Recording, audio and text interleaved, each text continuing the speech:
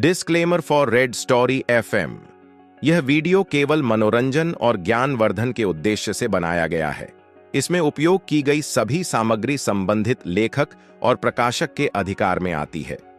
हमारा उद्देश्य किसी भी कॉपीराइट का उल्लंघन करना नहीं है, बल्कि साहित्य को बढ़ावा देना और कहानियों को अधिक लोगों तक पहुंचाना है। यदि कोई सामग्री आपके अधिकारों का उल्लंघन करती है, तो कृपया हमसे संपर्क करें, हम आवश्यक कार्रवाई करेंगे। जब रेस्टोरेंट के मैनेजर ने रवि और कीर्ति से माफी मांगने के लिए बोला, तो रवि ने उससे मांगने के लिए मना कर दिया। अब रवि अपने तरीके से सब कुछ हैंडल करना चाहता था। उसे पता था कि मैनेजर ऐसे तो नहीं मानने वाला। रवि सोचने लगा कि अब ऐसा क्या किया जाए कि ये मामला अच्छे से हैंडल हो जाए। वैसे तो वो इस मामले को 1 मिनट में सुलझा सकता था। अगर वो होटल के मालिक को कॉल करता तो वो यहां पर आकर सब कुछ हैंडल कर सकता था, पर वो ऐसा नहीं करना चाहता था, क्योंकि इससे कीर्ति, अक्षिता और अनु को उस पर शक हो सकता था कि रवि की इतने बड़े आदमी से पहचान कैसे है। रवि अपनी पहचान अपने दोस्तों के सामने लो ही रखना चाहता था। अच्छा, तो तुम माफी नहीं मांगोगे तो ठीक है, मैनेजर ने कहा और रवि का कॉलर पकड़ उसे खींचकर बाहर ले जाने लगा। रवि को उम्मीद नहीं थी कि वो ऐसा भी कर सकता था। रवि इसके लिए बिल्कुल भी तैयार नहीं था। इसलिए जब मैनेजर ने उसे खींचा तो वो उसके साथ साथ आगे बढ़ने लगा। रुको, तुम रवि को कहीं नहीं ले जा सकते। इतने में अक्षिता मैनेजर के आगे आकर खड़ी हो गई। वो रवि को ऐसे कैसे वहां से बाहर निकालने दे सकती थी? आप हमारे बीच में मत आइए मैडम, ये हम दोनों का मामला है और इसे हमें ही हैंडल करने दीजिए, मैनेजर ने कहा। नहीं, तुम ऐसे ही बिना मतलब रवि को यहां से बाहर नहीं कर सकते, इसमें तुम्हारी भी गलती है, अक्षिता ने कहा। देखिए मैडम, मैं पहले ही बता चुका हूं कि कीर्ति को इसलिए मारा क्योंकि वो अपना काम नहीं कर रही थी और आपके साथ खाना खा रही थी, मैनेजर ने कहा। मैनेजर की इस बात का अक्षिता के पास कोई जवाब नहीं था। इतने में रेस्टोरेंट का हेड मैनेजर आ गया, जिसे पता था कि रवि होटल का एक स्पेशल गेस्ट है। वो कुछ देर के लिए किसी काम को लेकर बाहर गया हुआ था। उसकी जगह पर कुछ देर के लिए दूसरा वाला मैनेजर आया हुआ था, जो रवि के बारे में कुछ नहीं जानता था। जब मैनेजर अंदर आया तो उसने देखा कि रेस्टोरेंट में एक जगह पर काफी भीड़ लगी हुई थी। उसे समझ नहीं आ रहा था कि ये इतनी भीड़ यहां पर क्यों थी। उसने पहले कभी रेस्टोरेंट में इतनी भीड़ नहीं देखी थी, पर उसने दूर से अच्छे से देखा तो उसने पाया कि उस भीड़ के बीच में रवि खड़ा था। जब उसने रवि को वहां पर देखा तो वो डर गया। उसे लगा कि कहीं रवि को कुछ हो तो नहीं गया था। अगर रवि को कुछ हो जाता तो उसके लिए प्रॉब्लम हो सकती थी। होटल के मालिक से उससे पहले ही कहा था कि रवि होटल का स्पेशल गेस्ट है और उससे कोई प्रॉब्लम नहीं होनी चाहिए, पर अब उसे डर लग रहा था।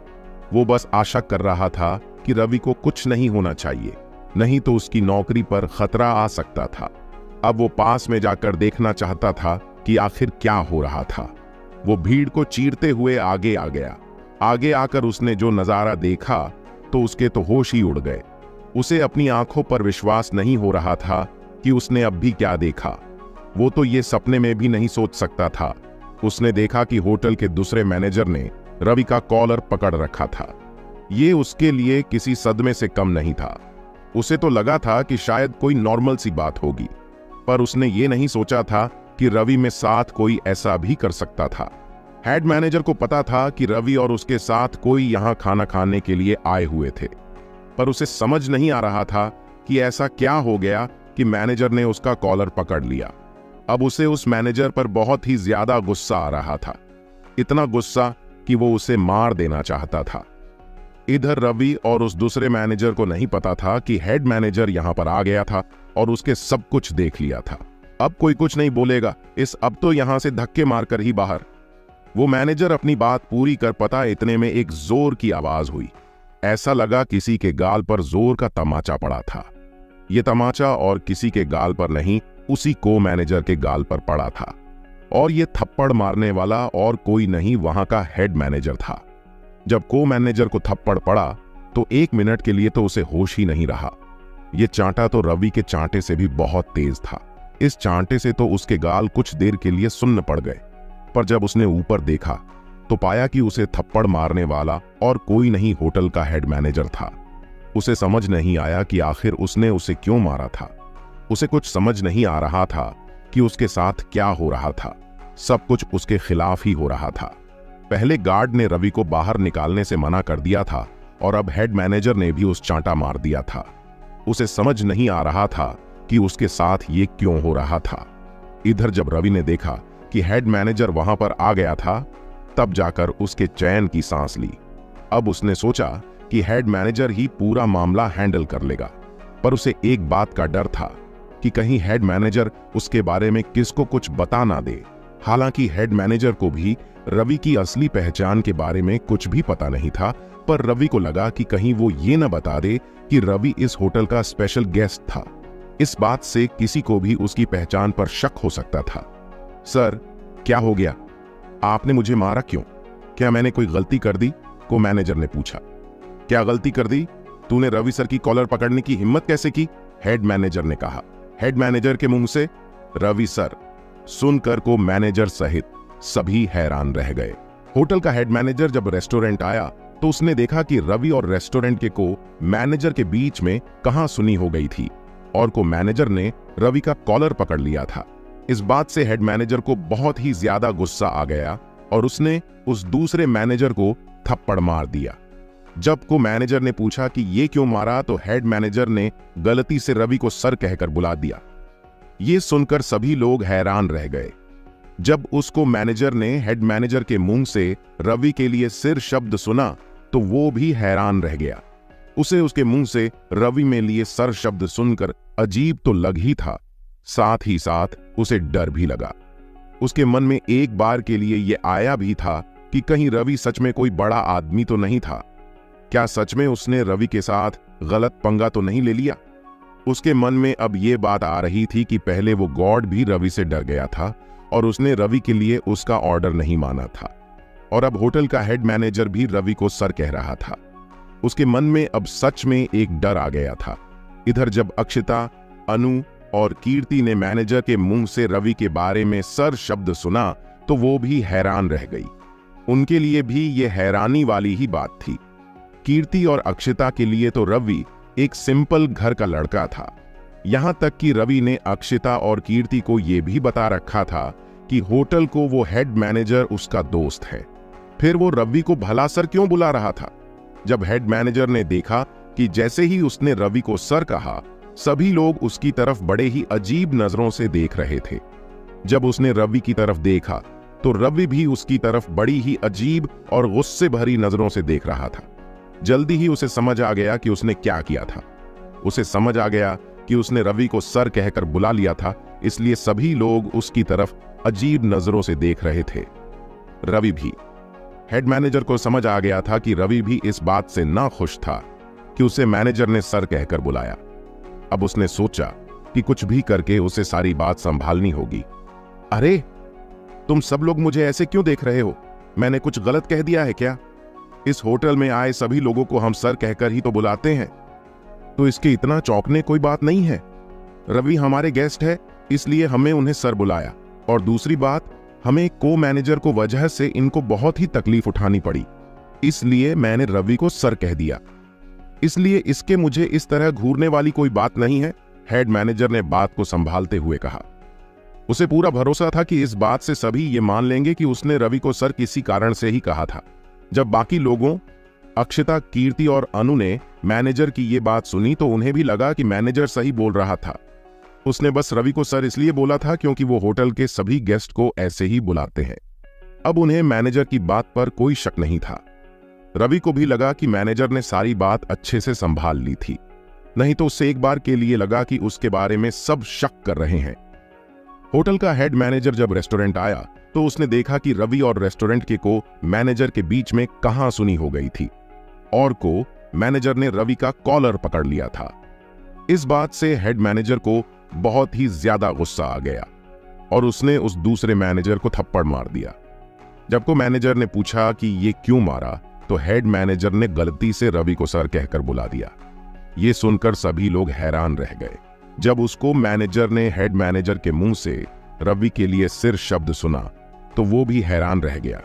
उसे उसके मुंह से रवि में लिए सर शब्द सुनकर अजीब तो लग ही था, साथ ही साथ उसे डर भी लगा। उसके मन में एक बार के लिए ये आया भी था कि कहीं रवि सच में कोई बड़ा आदमी तो नहीं था। क्या सच में उसने रवि के साथ गलत पंगा तो नहीं ले लिया? उसके मन में अब ये बात आ रही थी कि पहले वो गॉड भी रवि से डर गया था और उसने रवि के लिए उसका ऑर्डर नहीं माना था, और अब होटल का हेड मैनेजर भी रवि को सर कह रहा था। उसके मन में अब सच में एक डर आ गया था। इधर जब अक्षिता, अनु और कीर्ति ने मैनेजर के मुंह से रवि के बारे में सर शब्द सुना तो वो भी हैरान रह गई। उनके लिए भी ये हैरानी वाली ही बात थी। कीर्ति और अक्षिता के लिए तो रवि एक सिंपल घर का लड़का था, यहां तक कि रवि ने अक्षिता और कीर्ति को यह भी बता रखा था कि होटल को वो हेड मैनेजर उसका दोस्त है। फिर वो रवि को भला सर क्यों बुला रहा था? जब हेड मैनेजर ने देखा कि जैसे ही उसने रवि को सर कहा, सभी लोग उसकी तरफ बड़े ही अजीब नजरों से देख रहे थे। जब उसने रवि की तरफ देखा तो रवि भी उसकी तरफ बड़ी ही अजीब और गुस्से भरी नजरों से देख रहा था। जल्दी ही उसे समझ आ गया कि उसने क्या किया था। उसे समझ आ गया कि उसने रवि को सर कहकर बुला लिया था, इसलिए सभी लोग उसकी तरफ अजीब नजरों से देख रहे थे, रवि भी। हेड मैनेजर को समझ आ गया था कि रवि भी इस बात से ना खुश था कि उसे मैनेजर ने सर कहकर बुलाया। अब उसने सोचा कि कुछ भी करके उसे सारी बात संभालनी होगी। अरे, तुम सब लोग मुझे ऐसे क्यों देख रहे हो? मैंने कुछ गलत कह दिया है क्या?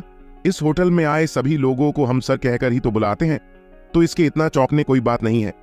रवि हमारे गेस्ट है, इसीलिए हमें उन्हें सर बुलाया। और दूसरी बात, हमें को मैनेजर को वजह से इनको बहुत ही तकलीफ उठानी पड़ी, इसलिए मैंने रवि को सर कह दिया। इसीलिए इसके मुझे इस तरह घूरने वाली कोई बात नहीं है, हेड मैनेजर ने बात को संभालते हुए कहा। उसे पूरा भरोसा था कि इस बात से सभी ये मान लेंगे कि उसने रवि को सर किसी कारण से ही कहा था। जब बाकी लोगों अक्षिता, कीर्ति और अनु ने मैनेजर की ये बात सुनी तो उन्हें भी लगा कि मैनेजर सही बोल रहा था। उसने बस रवि को सर इसलिए बोला था क्योंकि वो होटल के सभी गेस्ट को ऐसे ही बुलाते हैं। अब उन्हें मैनेजर की बात पर कोई शक नहीं था। रवि को भी लगा कि मैनेजर ने सारी बात अच्छे से संभाल ली थी, नहीं तो उसे एक बार के लिए लगा कि उसके बारे में सब शक कर रहे हैं। मैनेजर ने रवि को गलती से सर कहकर बुला दिया था, पर तुरंत उसने एक बहाना बना दिया और सबको विश्वास दिला दिया कि उसने गलती से रवि को सर कह दिया था। अक्षिता, कीर्ति, स्विंग मैनेजर को हेड मैनेजर की बात पर विश्वास नहीं हो रहा था। उसने हेड मैनेजर की आंखों में रवि के लिए डर देख लिया था। जब उसने रवि को सर कहकर बुलाया था, वह समझ गया था कि कुछ न कुछ बात जरूर है, तभी हेड मैनेजर इतना ओवर रिएक्ट कर रहा है। उसने इससे पहले मैनेजर को इतना किसी को डिफेंड करते हुए नहीं देखा। वह समझ गया कि रवि सच में कोई बड़ा आदमी है। वह मैनेजर उससे डर रहा था, अब को मैनेजर को भी रवि से डर लगने लगा। वह इस बात से श्योर नहीं था, पर उसने हेड मैनेजर की डर को देखकर यह पता कर लिया था कि उस सिक्योरिटी गार्ड और हेड मैनेजर की आंखों में जो डर था वह रवि का ही था। सर, लेकिन आपने मुझे मारा क्यों? इस लड़के ने मुझे मेरे ही रेस्टोरेंट में आकर थप्पड़ मारा। अब इसे बाहर निकाला जाना चाहिए या नहीं? भले ही यह लड़का कोई भी हो, पर यह हमारी रेस्टोरेंट में आकर हमारे ही किसी एम्प्लॉय पर हाथ नहीं उठा सकता को, मैनेजर ने कहा। तुम एक मिनट के लिए चुप नहीं रह सकते क्या? मैं यहां पर बात को दबाने की कोशिश कर रहा हूं और तुम उसे और ज्यादा भड़का रहे हो। मैंने तुमसे एक बार कहा ना कि रेस्टोरेंट में आए किसी भी गेस्ट के साथ तुम ऐसे मिसबिहेव नहीं कर सकते। जो कुछ भी तुमने किया वह गलत था, चाहे कारण कोई भी हो, पर इसमें गलती तुम्हारी है, इसलिए तुम भविष्य अभी के अभी रवि से माफी मांगो, हेड मैनेजर ने कहा। हेड मैनेजर की बात सुनकर को मैनेजर हैरान रह गया। उसे समझ नहीं आ रहा था कि हेड मैनेजर उससे माफी मांगने के लिए क्यों कह रहा था, जबकि उसे तो उसका सपोर्ट करना चाहिए था। अब से पक्का विश्वास हो गया था कि हेड मैनेजर भी रवि की तरफ था, क्योंकि इसका भी कोई कारण था। अब को मैनेजर भी कुछ नहीं कर सकता था, पर वह इतनी जल्दी भी हार मानने वाला नहीं था। उसे नहीं पता था कि रवि कौन था, बस से इतना शक था कि रवि कोई बड़ा आदमी है, पर वह ऐसे ही हार नहीं मान सकता था। उसे यह नहीं पता था कि रवि कितना बड़ा आदमी है, इसलिए वह इतना जल्दी रवि के सामने घुटने नहीं टेकना चाहता था। आखिर इसमें उसकी इज्जत का सवाल जो था, वह एक लड़की के लिए एक लड़के से मार नहीं खा सकता था। वह भी पूरे रेस्टोरेंट के लोगों के सामने, और फिर उसी लड़के से माफी मांगना तो वह कतई बर्दाश्त नहीं कर सकता था जिसने उसे थप्पड़ मारा था। सर, मैंने रवि के साथ जो कुछ भी किया वह इसी कारण से था क्योंकि इसने मुझे थप्पड़ मारा, और इसके थप्पड़ मारने का कारण यह था कि मैंने हमारे रेस्टोरेंट की एक एम्प्लॉय कीर्ति, जो अपने काम के वक्त इन लोगों के साथ बैठकर खाना खा रही थी, उसको मैंने थप्पड़ मार दिया था। क्या यह मेरा कर्तव्य नहीं है कि रेस्टोरेंट में आए कस्टमर का ख्याल रखा जाए? रेस्टोरेंट में बहुत ही ज्यादा भीड़ थी और यह लड़की इन लोगों के साथ बैठकर आराम से खाने का मजा ले रही थी, जबकि इसे पता था कि किसकी रेस्टोरेंट में अभी जरूरत है। को मैनेजर ने अपना विक्टिम कार्ड खेलते हुए कहा, तो क्या तुम्हारे पास इतना अधिकार है कि तुम हमारे गेस्ट के किसी साथी को थप्पड़ मारो? कीर्ति की भी अपनी पर्सनल लाइफ है, उसने बस कुछ वक्त के लिए इन लोगों के साथ खाना शेयर किया था। इसका मतलब यह नहीं है कि वह कामचोर है। तुम्हें यह तो पता ही होगा कीर्ति कितनी मेहनती लड़की है और वह अपना काम में 100% देती है, फिर भी तुमने उसको थप्पड़ मारा। तुम्हें शर्म आनी चाहिए ऐसी हार्ड वर्किंग लड़की पर उसके काम के लिए सवाल उठाते हुए। हेड मैनेजर को काइडमिन जी की इस बात का मैनेजर के पास कोई उत्तर नहीं था। उसे पता था कि उसने कीर्ति के साथ जो कुछ भी किया वह गलत था। उसे गुस्से में ओवर रिएक्ट नहीं करना था। उसे पता था उसने जो कुछ भी किया वह गुस्से में था और उसे किसी को थप्पड़ तो बिल्कुल भी नहीं मारना चाहिए था, भले ही वह उनके रेस्टोरेंट की एक एम्प्लॉय थी। पहले तो उसने सोचा कि वह किसी भी तरह रवि के सामने और नहीं मानेगा, पर अब उसे लगने लगा कि उसे रवि के सामने घुटने टेक नहीं पड़ेगी। अब देखो, तुम्हारे पास 2 ऑप्शन है। पहला तो यह कि तुम रवि और कीर्ति दोनों से कान पकड़कर माफी मांगो, या दूसरा ऑप्शन यह है कि तुम्हें इस रेस्टोरेंट से हमेशा के लिए निकाल दिया जाएगा, हेड मैनेजर ने कहा।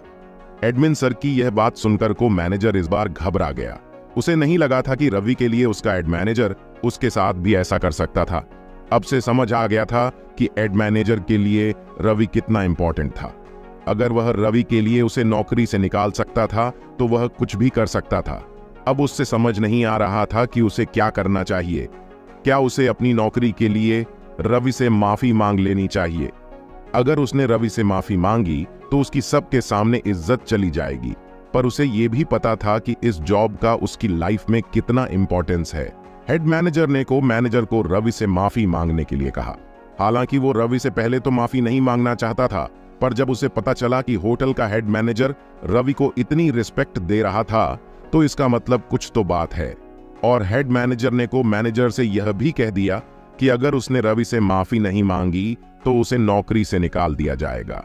अब उसने सोचा कि उसे रवि से माफी लेने में ही भलाई है, आगे जो कुछ भी होगा देखा जाएगा। इसके बाद वो रवि के पास आ गया। सॉरी सर, मैंने आपके साथ ऐसा बुरा व्यवहार किया। मैंने जो कुछ भी किया वो गुस्से में किया, इसके लिए मैं दोबारा माफी मांगता हूं, को मैनेजर ने रवि से कहा।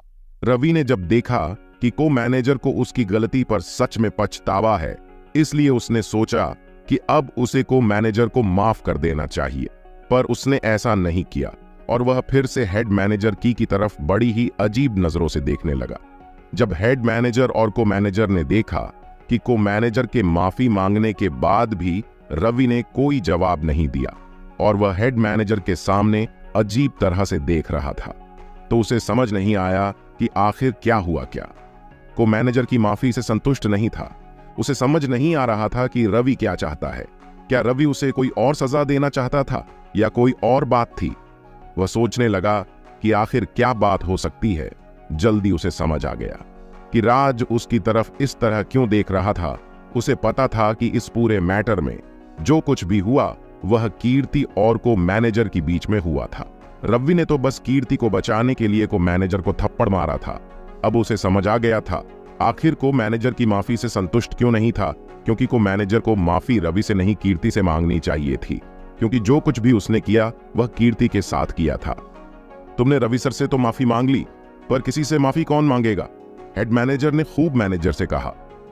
हेड मैनेजर की बात सुनकर को मैनेजर हैरान रह गया। उसे समझ नहीं आ रहा था कि भला अपनी रेस्टोरेंट की 12 से माफी कैसे मांग सकता था, पर उसे पता था उसे यह भी करना ही होगा। पर उसका मन ये करने के लिए नहीं मान रहा था। वो अभी भी कीर्ति से माफी मांगने से हिचकिचा रहा था। देख क्या रहे हो, एक बार में सुनाई नहीं दिया क्या? तुमने कीर्ति के साथ जो कुछ भी किया वो गलत किया और उसके लिए तुम्हें उससे माफी भी चाहिए। हेड मैनेजर ने को मैनेजर से कहा जब उसने देखा कि को मैनेजर कीर्ति से माफी मांगते हुए हिचकिचा रहा था। वो रवि के सामने अपने आप को डाउन नहीं रखना चाहता था। वो रवि को यह दिखाना चाहता था कि वो सच में रवि के लिए कुछ भी कर सकता था। घर में सभी कोई गेम दिखाना चाहता था कि रवि उनकी होटल के लिए कितना इंपॉर्टेंट गेस्ट है और वो उसे कोई तकलीफ नहीं होने देना वाला। उसे होटल के मालिक से क्लियर कहा था कि रवि कोई अगर कोई प्रॉब्लम हुई तो उसकी नौकरी खतरे में पड़ सकती है। इसीलिए वो को मैनेजर से कुछ भी करके माफी मंगवाना चाहता था। अगर वो ऐसा नहीं करता तो वो सच में उसे रेस्टोरेंट से निकाल देता। वो रवि को संतुष्ट करने के लिए किसी भी हद तक जा सकता था। जब को मैनेजर ने देखा कि हेड मैनेजर की आंखों में अभी भी रवि के लिए वही डर था तो उसे समझाया गया कि उसे कीर्ति से माफी मांगनी पड़ेगी। इसके अलावा उसके पास और कोई ऑप्शन भी नहीं है और उसने ऐसा नहीं किया तो हेड मैनेजर जरूर से पक्का नौकरी से निकाल देगा। अब वह अपनी नौकरी के साथ कोई रिस्क नहीं लेना चाहता था, जिसके लिए उसे कुछ भी करना पड़े के बाद वह कीर्ति के सामने आ गया। सॉरी कीर्ति, मैंने जो कुछ भी किया वो गलती और गुस्से में कर दिया। अब तुम्हें तो पता ही है कि मैं गुस्से में कुछ भी कर बैठता हूं और आज भी वही किया। मैं तुम्हारे साथ ऐसा कुछ भी नहीं करना चाहता था, पर मैंने अपने गुस्से की वजह से ये सब कर दिया, तो प्लीज इसे दिल पर मत लेना और मुझे माफ कर दो, को मैनेजर ने कहा। उसने इस बार कीर्ति से मजबूरी में नहीं बल्कि अपने दिल से माफी मांगी थी। उसे अपनी गलती का एहसास सच में हो गया था। उसे समझ आ गया था कि उसे कीर्ति के साथ सच में ऐसा नहीं करना चाहिए था। उसे पता था कि उसका गुस्सा उसका दुश्मन है और इसके चक्कर में उसने बहुत से गलत काम भी कर दिए थे। जब कीर्ति ने देखा कि मैनेजर उससे सच में बड़े ही दिल से माफी मांग रहा था तो उसे लगा कि उसे मैनेजर को माफ कर देना चाहिए। आखिर ये उसकी नौकरी का सवाल है और नौकरी खोने का दुख क्या होता है वो कीर्ति को अच्छे से पता था और वो अब ये को मैनेजर के साथ नहीं करना चाहती थी। वो सच में बहुत ही नेक दिल की और अच्छी लड़की थी जो किसी का भी बुरा होते नहीं देख सकती थी। थैंक यू सो मच कीर्ति, तुम्हारा दिल सच में बहुत बड़ा है। तुमने मुझे माफ कर दिया, मेरे लिए ये बहुत बड़ी बात है, को मैनेजर ने कहा। इसके बाद को मैनेजर फिर से रवि के सामने सिर झुकाकर खड़ा हो गया। उसे पता था कि जब तक रवि कुछ कहेगा हेड मैनेजर उसे नहीं जाने देगा। जब रवि ने देखा कि कीर्ति ने मैनेजर को माफ कर दिया था तो वो कुछ भी नहीं करना चाहता था। चलो, अब कीर्ति ने तुम्हें माफ कर ही दिया है तो मैं कुछ नहीं कर सकता, तो हेड मैनेजर साहब इनकी नौकरी से मत निकालना, रवि ने कहा। जी सर, हेड मैनेजर ने कहा। वो खुश था कि ये पूरा मैटर सॉल्व हो गया। जब हेड मैनेजर ने को मैनेजर को नौकरी से निकालने की धमकी दी तो को मैनेजर ने रवि और कीर्ति दोनों से माफी मांग ली। वो नहीं चाहता था कि इतनी सी गलती के लिए उसकी नौकरी चली जाए। उसके बाद में उसको अपनी गलती का पछतावा भी हो गया था और उसने अपनी पूरी दिल से कीर्ति से माफी भी मांग ली थी। इसलिए कीर्ति ने उसे माफ कर दिया था। रवि ने भी उसे माफ कर दिया। उसने हेड मैनेजर को यह भी कह दिया कि को मैनेजर को उसको नौकरी से ना निकाले। रवि ने जब यह कहा तो उसकी बात सुनकर को मैनेजर खुश हो गया। अब तक को मैनेजर का गुस्सा भी शांत हो गया था। वह सोच रहा था कि उसके बिना फालतू ही रही, जिससे अच्छे आदमी से पंगा लिया था और उसे पता था कि यह सब उसने गुस्से में किया था। इधर जब रवि, कीर्ति, अनु और अक्षता ने देखा कि पूरा मैटर सॉल्व हो गया था तो वह सभी फिर से खाना खाने के लिए बैठ गए, पर इस बार की कीर्ति ने उनके साथ खाने से मना कर दिया। वह नहीं चाहती थी कि वह अब उनके साथ खाना खाए। उसे पता था कि रेस्टोरेंट में अभी भी बहुत ज्यादा भीड़ थी और अभी बहुत ही ज्यादा काम था, इसलिए उसने वहां पर बैठकर खाना नहीं खाना चाहिए। उसे अपना काम पर होना चाहिए था। चलो रवि भैया, मैं चलती हूं, मैं अब आपके साथ हूं, नहीं खा सकती, मुझे यहां पर अपना काम भी तो करना है, कीर्ति ने रवि से कहा। कीर्ति की यह बात सुनकर रवि समझ गया कि कीर्ति ऐसा क्यों कर रही थी। उसे पता था कि इतना सब कुछ होने के बाद भी कीर्ति उनके साथ पक्का खाना नहीं खाएगी। उसने देख लिया था कि रेस्टोरेंट में बहुत ज्यादा भीड़ था, इससे कीर्ति वहीं पर जाना चाहती थी। रवि अभी उसे नहीं रोकना चाहता था। ठीक है, तुम जाओ, रवि ने कीर्ति से कहा। इसके बाद कीर्ति अपना काम के लिए चली गई। अब उस टेबल पर रवि, अनु और कीर्ति 3 लोग ही बैठे थे। वैसे जीजू, क्या मैं आपसे एक बात पूछ सकती हूं? अनु, मैं रवि से कहा। रवि ने देखा कि अनु बार बार उसे जीजा जी कहकर बुला रही थी, तो उससे बार बार यह नहीं सुना जा रहा था। पहले तो मुझे यह जीजू कहना बंद करो प्लीज, रवि ने अनु से कहा। क्यों आपको जीजू सुनकर बुरा लग रहा है? पर सच में आप तो मेरी जीजू ही है ना, इसमें गलत क्या है? अनु ने रवि से कहा। नहीं, ऐसी कोई बात नहीं है, इसमें कुछ गलत नहीं है, पर तुम सबके सामने मुझे जीजू कहना बंद करो प्लीज, रवि ने कहा। ठीक है, जैसा आप कहो। तो रवि सर, क्या मैं आपसे कुछ पूछ सकते हैं? अनु, मैं रवि से फिर से पूछा। रवि को सर कहना कहकर पुकारना भी पसंद नहीं आया, पर उसने सोचा कि उसे अब अनु को कुछ नहीं कहना चाहिए। वह को भी बोल रही थी, उसे बोलने देना चाहिए। ठीक है, पूछो, क्या पूछना चाहती हो? रवि ने कहा। वो जी होटल का हेड मैनेजर था, वह आपसे इतना डर क्यों रहा था? अनु ने रवि से सीधा पूछ लिया। क्या ऐसा कैसे हो सकता है? मैं तो बस एक सिंपल सा आदमी हूं, भला होटल का हेड मैनेजर इससे मुझसे क्यों डरने लगा? रवि ने अनु से कहा। नहीं, ऐसा नहीं है। हमने देखा था कि जब को मैनेजर और हेड मैनेजर दोनों आपस में बात कर रहे थे, तो किस तरह हेड मैनेजर ने रवि को साइड ली। ऐसा कोई भी नहीं करता, रवि से कहा। नहीं, ऐसा कुछ नहीं है, उसने कहा था ना कि वह अपने गेस्ट की इज्जत करते हैं, इसलिए शायद उसने मेरा साइड लाया होगा। रवि ने अब बस किसी तरह सवालों से छुटकारा पाना चाहता था। मुझे नहीं लगता कि यह सब उसने गेस्ट के होने के लिए कहा था। तू, मैंने देखा नहीं कि जैसे होटल का सिक्योरिटी गार्ड भी तुम्हें बाहर निकालने से डर रहा था। मुझे ऐसा क्यों लगता है कि कोई तो बात है, अनु ने रवि से कहा। रवि ने देखा कि अब अनु सवाल पर सवाल पूछे ही जा रही है, तो अब मैं सोचा कि उसे कोई ऐसा बहाना देना पड़ेगा जिससे अनु पहली बार में मान जाए। चलो, तुम कह रही हो तो मैं सब पता ही रहता हूं। दरअसल जो हेड मैनेजर है वह मेरा बचपन से कॉल स्कूल का दोस्त है, इसलिए शायद उसने मुझे परफेक्ट करने के लिए यह सब किया था। मैं और वो स्कूल में बहुत ही अच्छा दोस्त था, रवि ने अनु से कहा। रवि की बात सुनकर हैरान रह गई। उसे विश्वास नहीं हो रहा था कि इस होटल का को हेड मैनेजर है, रवि का बचपन का दोस्त था। हालांकि कि अक्षता को उसके बारे में पहले से ही पता था। क्या सच में ऐसा है? मुझे तो अभी भी विश्वास नहीं हो रहा। मैंने सुना कि इस रिटेल का न्यूज मैनेजर बनती अमीर आदमी है, वह भला तुम्हारे साथ दोस्ती क्यों रखेगा? अनु ने रवि से कहा। नहीं, जैसा तुम सोच रही हो वैसा कुछ नहीं है। मैं और हेड मैनेजर बस बचपन के दोस्त ही थे और हम तब से दोनों साथ में ही हैं, इसलिए उसने मुझे बचाने के लिए यह सब किया था। हम दोनों बचपन से बहुत ही अच्छे दोस्त थे, रवि ने कहा। रवि की इस बात का अनु के पास कोई जवाब नहीं था। उसने मान लिया कि सच में होटल का हेड मैनेजर रवि का दोस्त था। उसके अलावा और कुछ और तो सोच भी नहीं सकती थी। अच्छा ठीक है, मैंने आपकी बात मान ली, पर आप अब हमारे गांव कब आने वाले हो? अनु रवि से कहा। अनु की यह बात सुनकर रवि अक्षता की तरफ देखने लगा। रक्षिता ने से कोई जवाब नहीं दिया। को मैनेजर के साथ जो भी मैटर हुआ था वो सॉल्व हो गया था। इसके बाद कीर्ति तो वहां से चली गई और रवि और बाकी दोनों बहनें वहीं पर खाना खाने लगे। बातों ही बातों में अनु ने रवि से पूछ लिया कि वो उसको शादी में कब आने वाला है। अनु को अक्षता और अपने घर वालों को यह बताया था कि वो पक्का रवि के लेकर उनके गांव आने वाली है, इसीलिए अनु ने रवि से पूछ लिया। रवि ने अनु की इस बात का कोई जवाब नहीं दिया।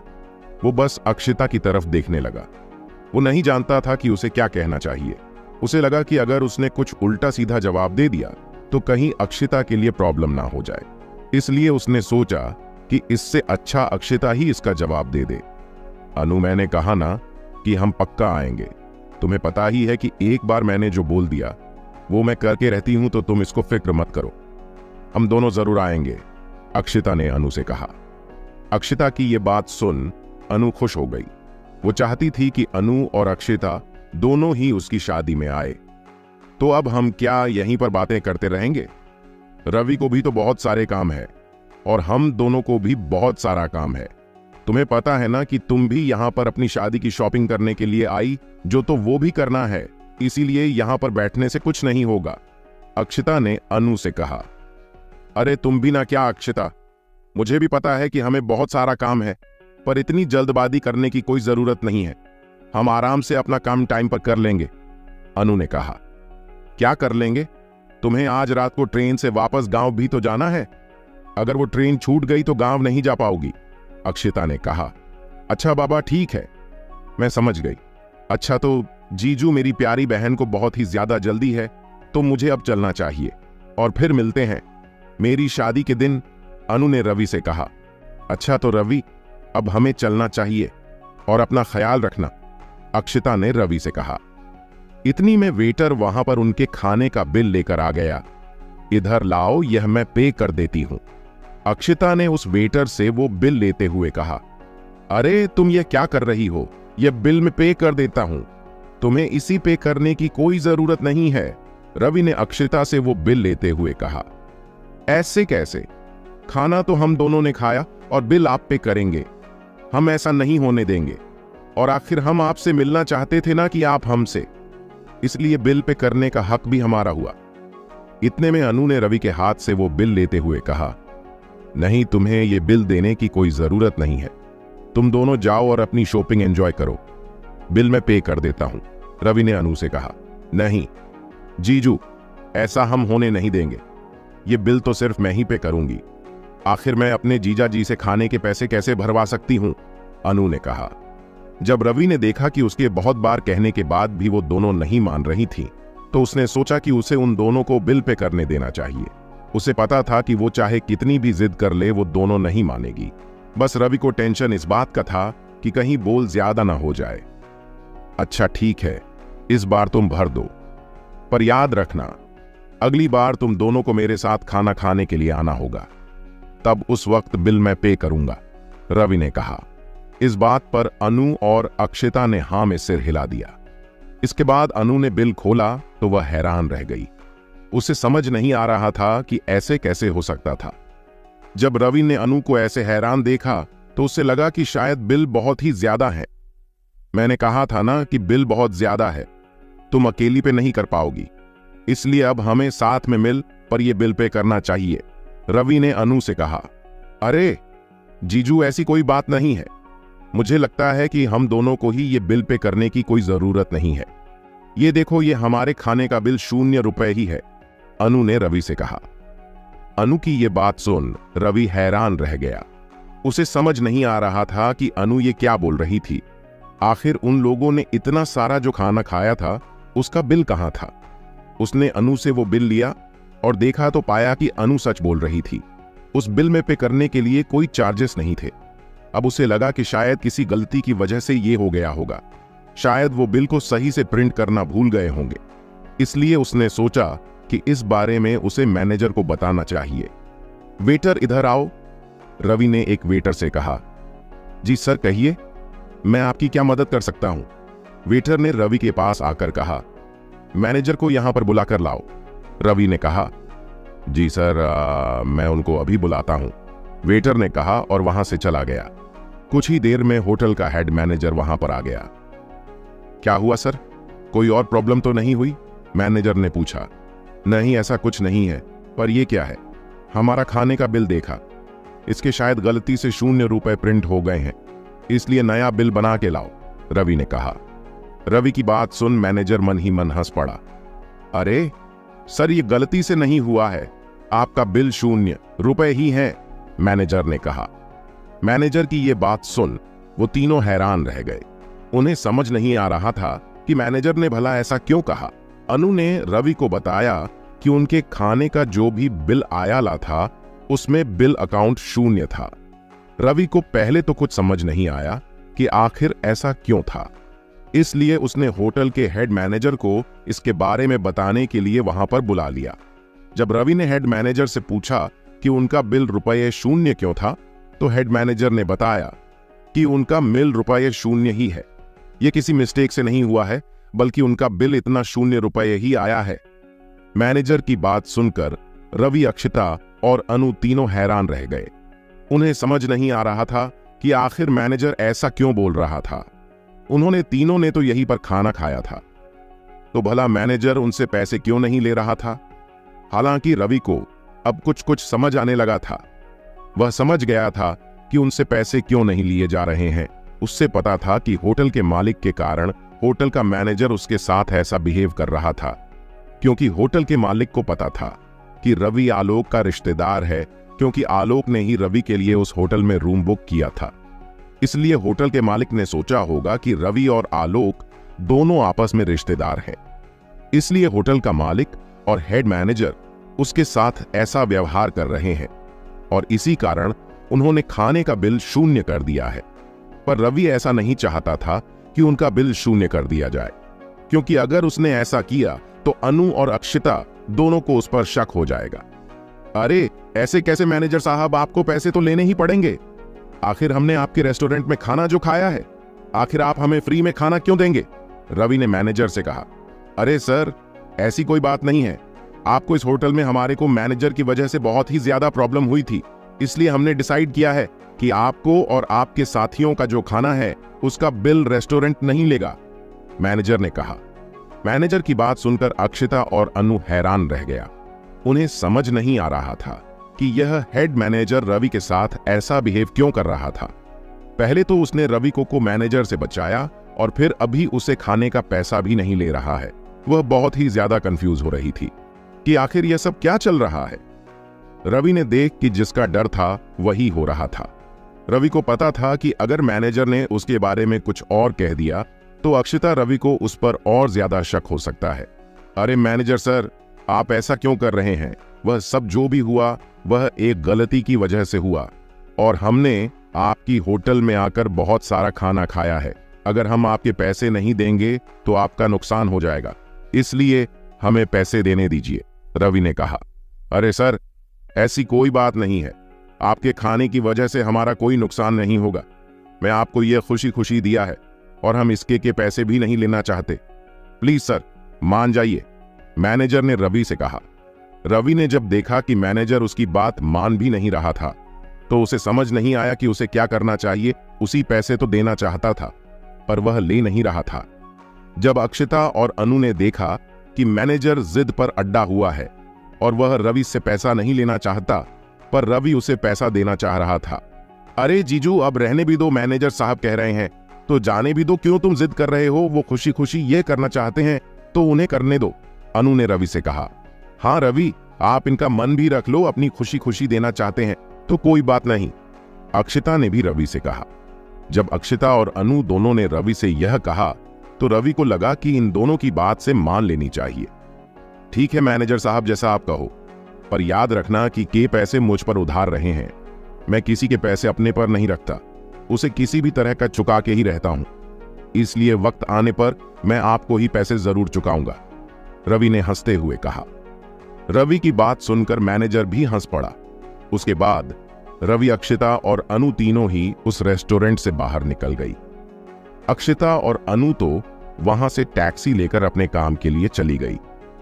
रवि को तो यहां से कहीं नहीं जाना था, क्योंकि उसका होटल उसी रेस्टोरेंट वाली बिल्डिंग में ही था। इसलिए उसने सोचा कि उसे वापस अपने रूम में चले जाना चाहिए। जब रवि अपने रूम में जा रहा था तभी उसका फोन बजा।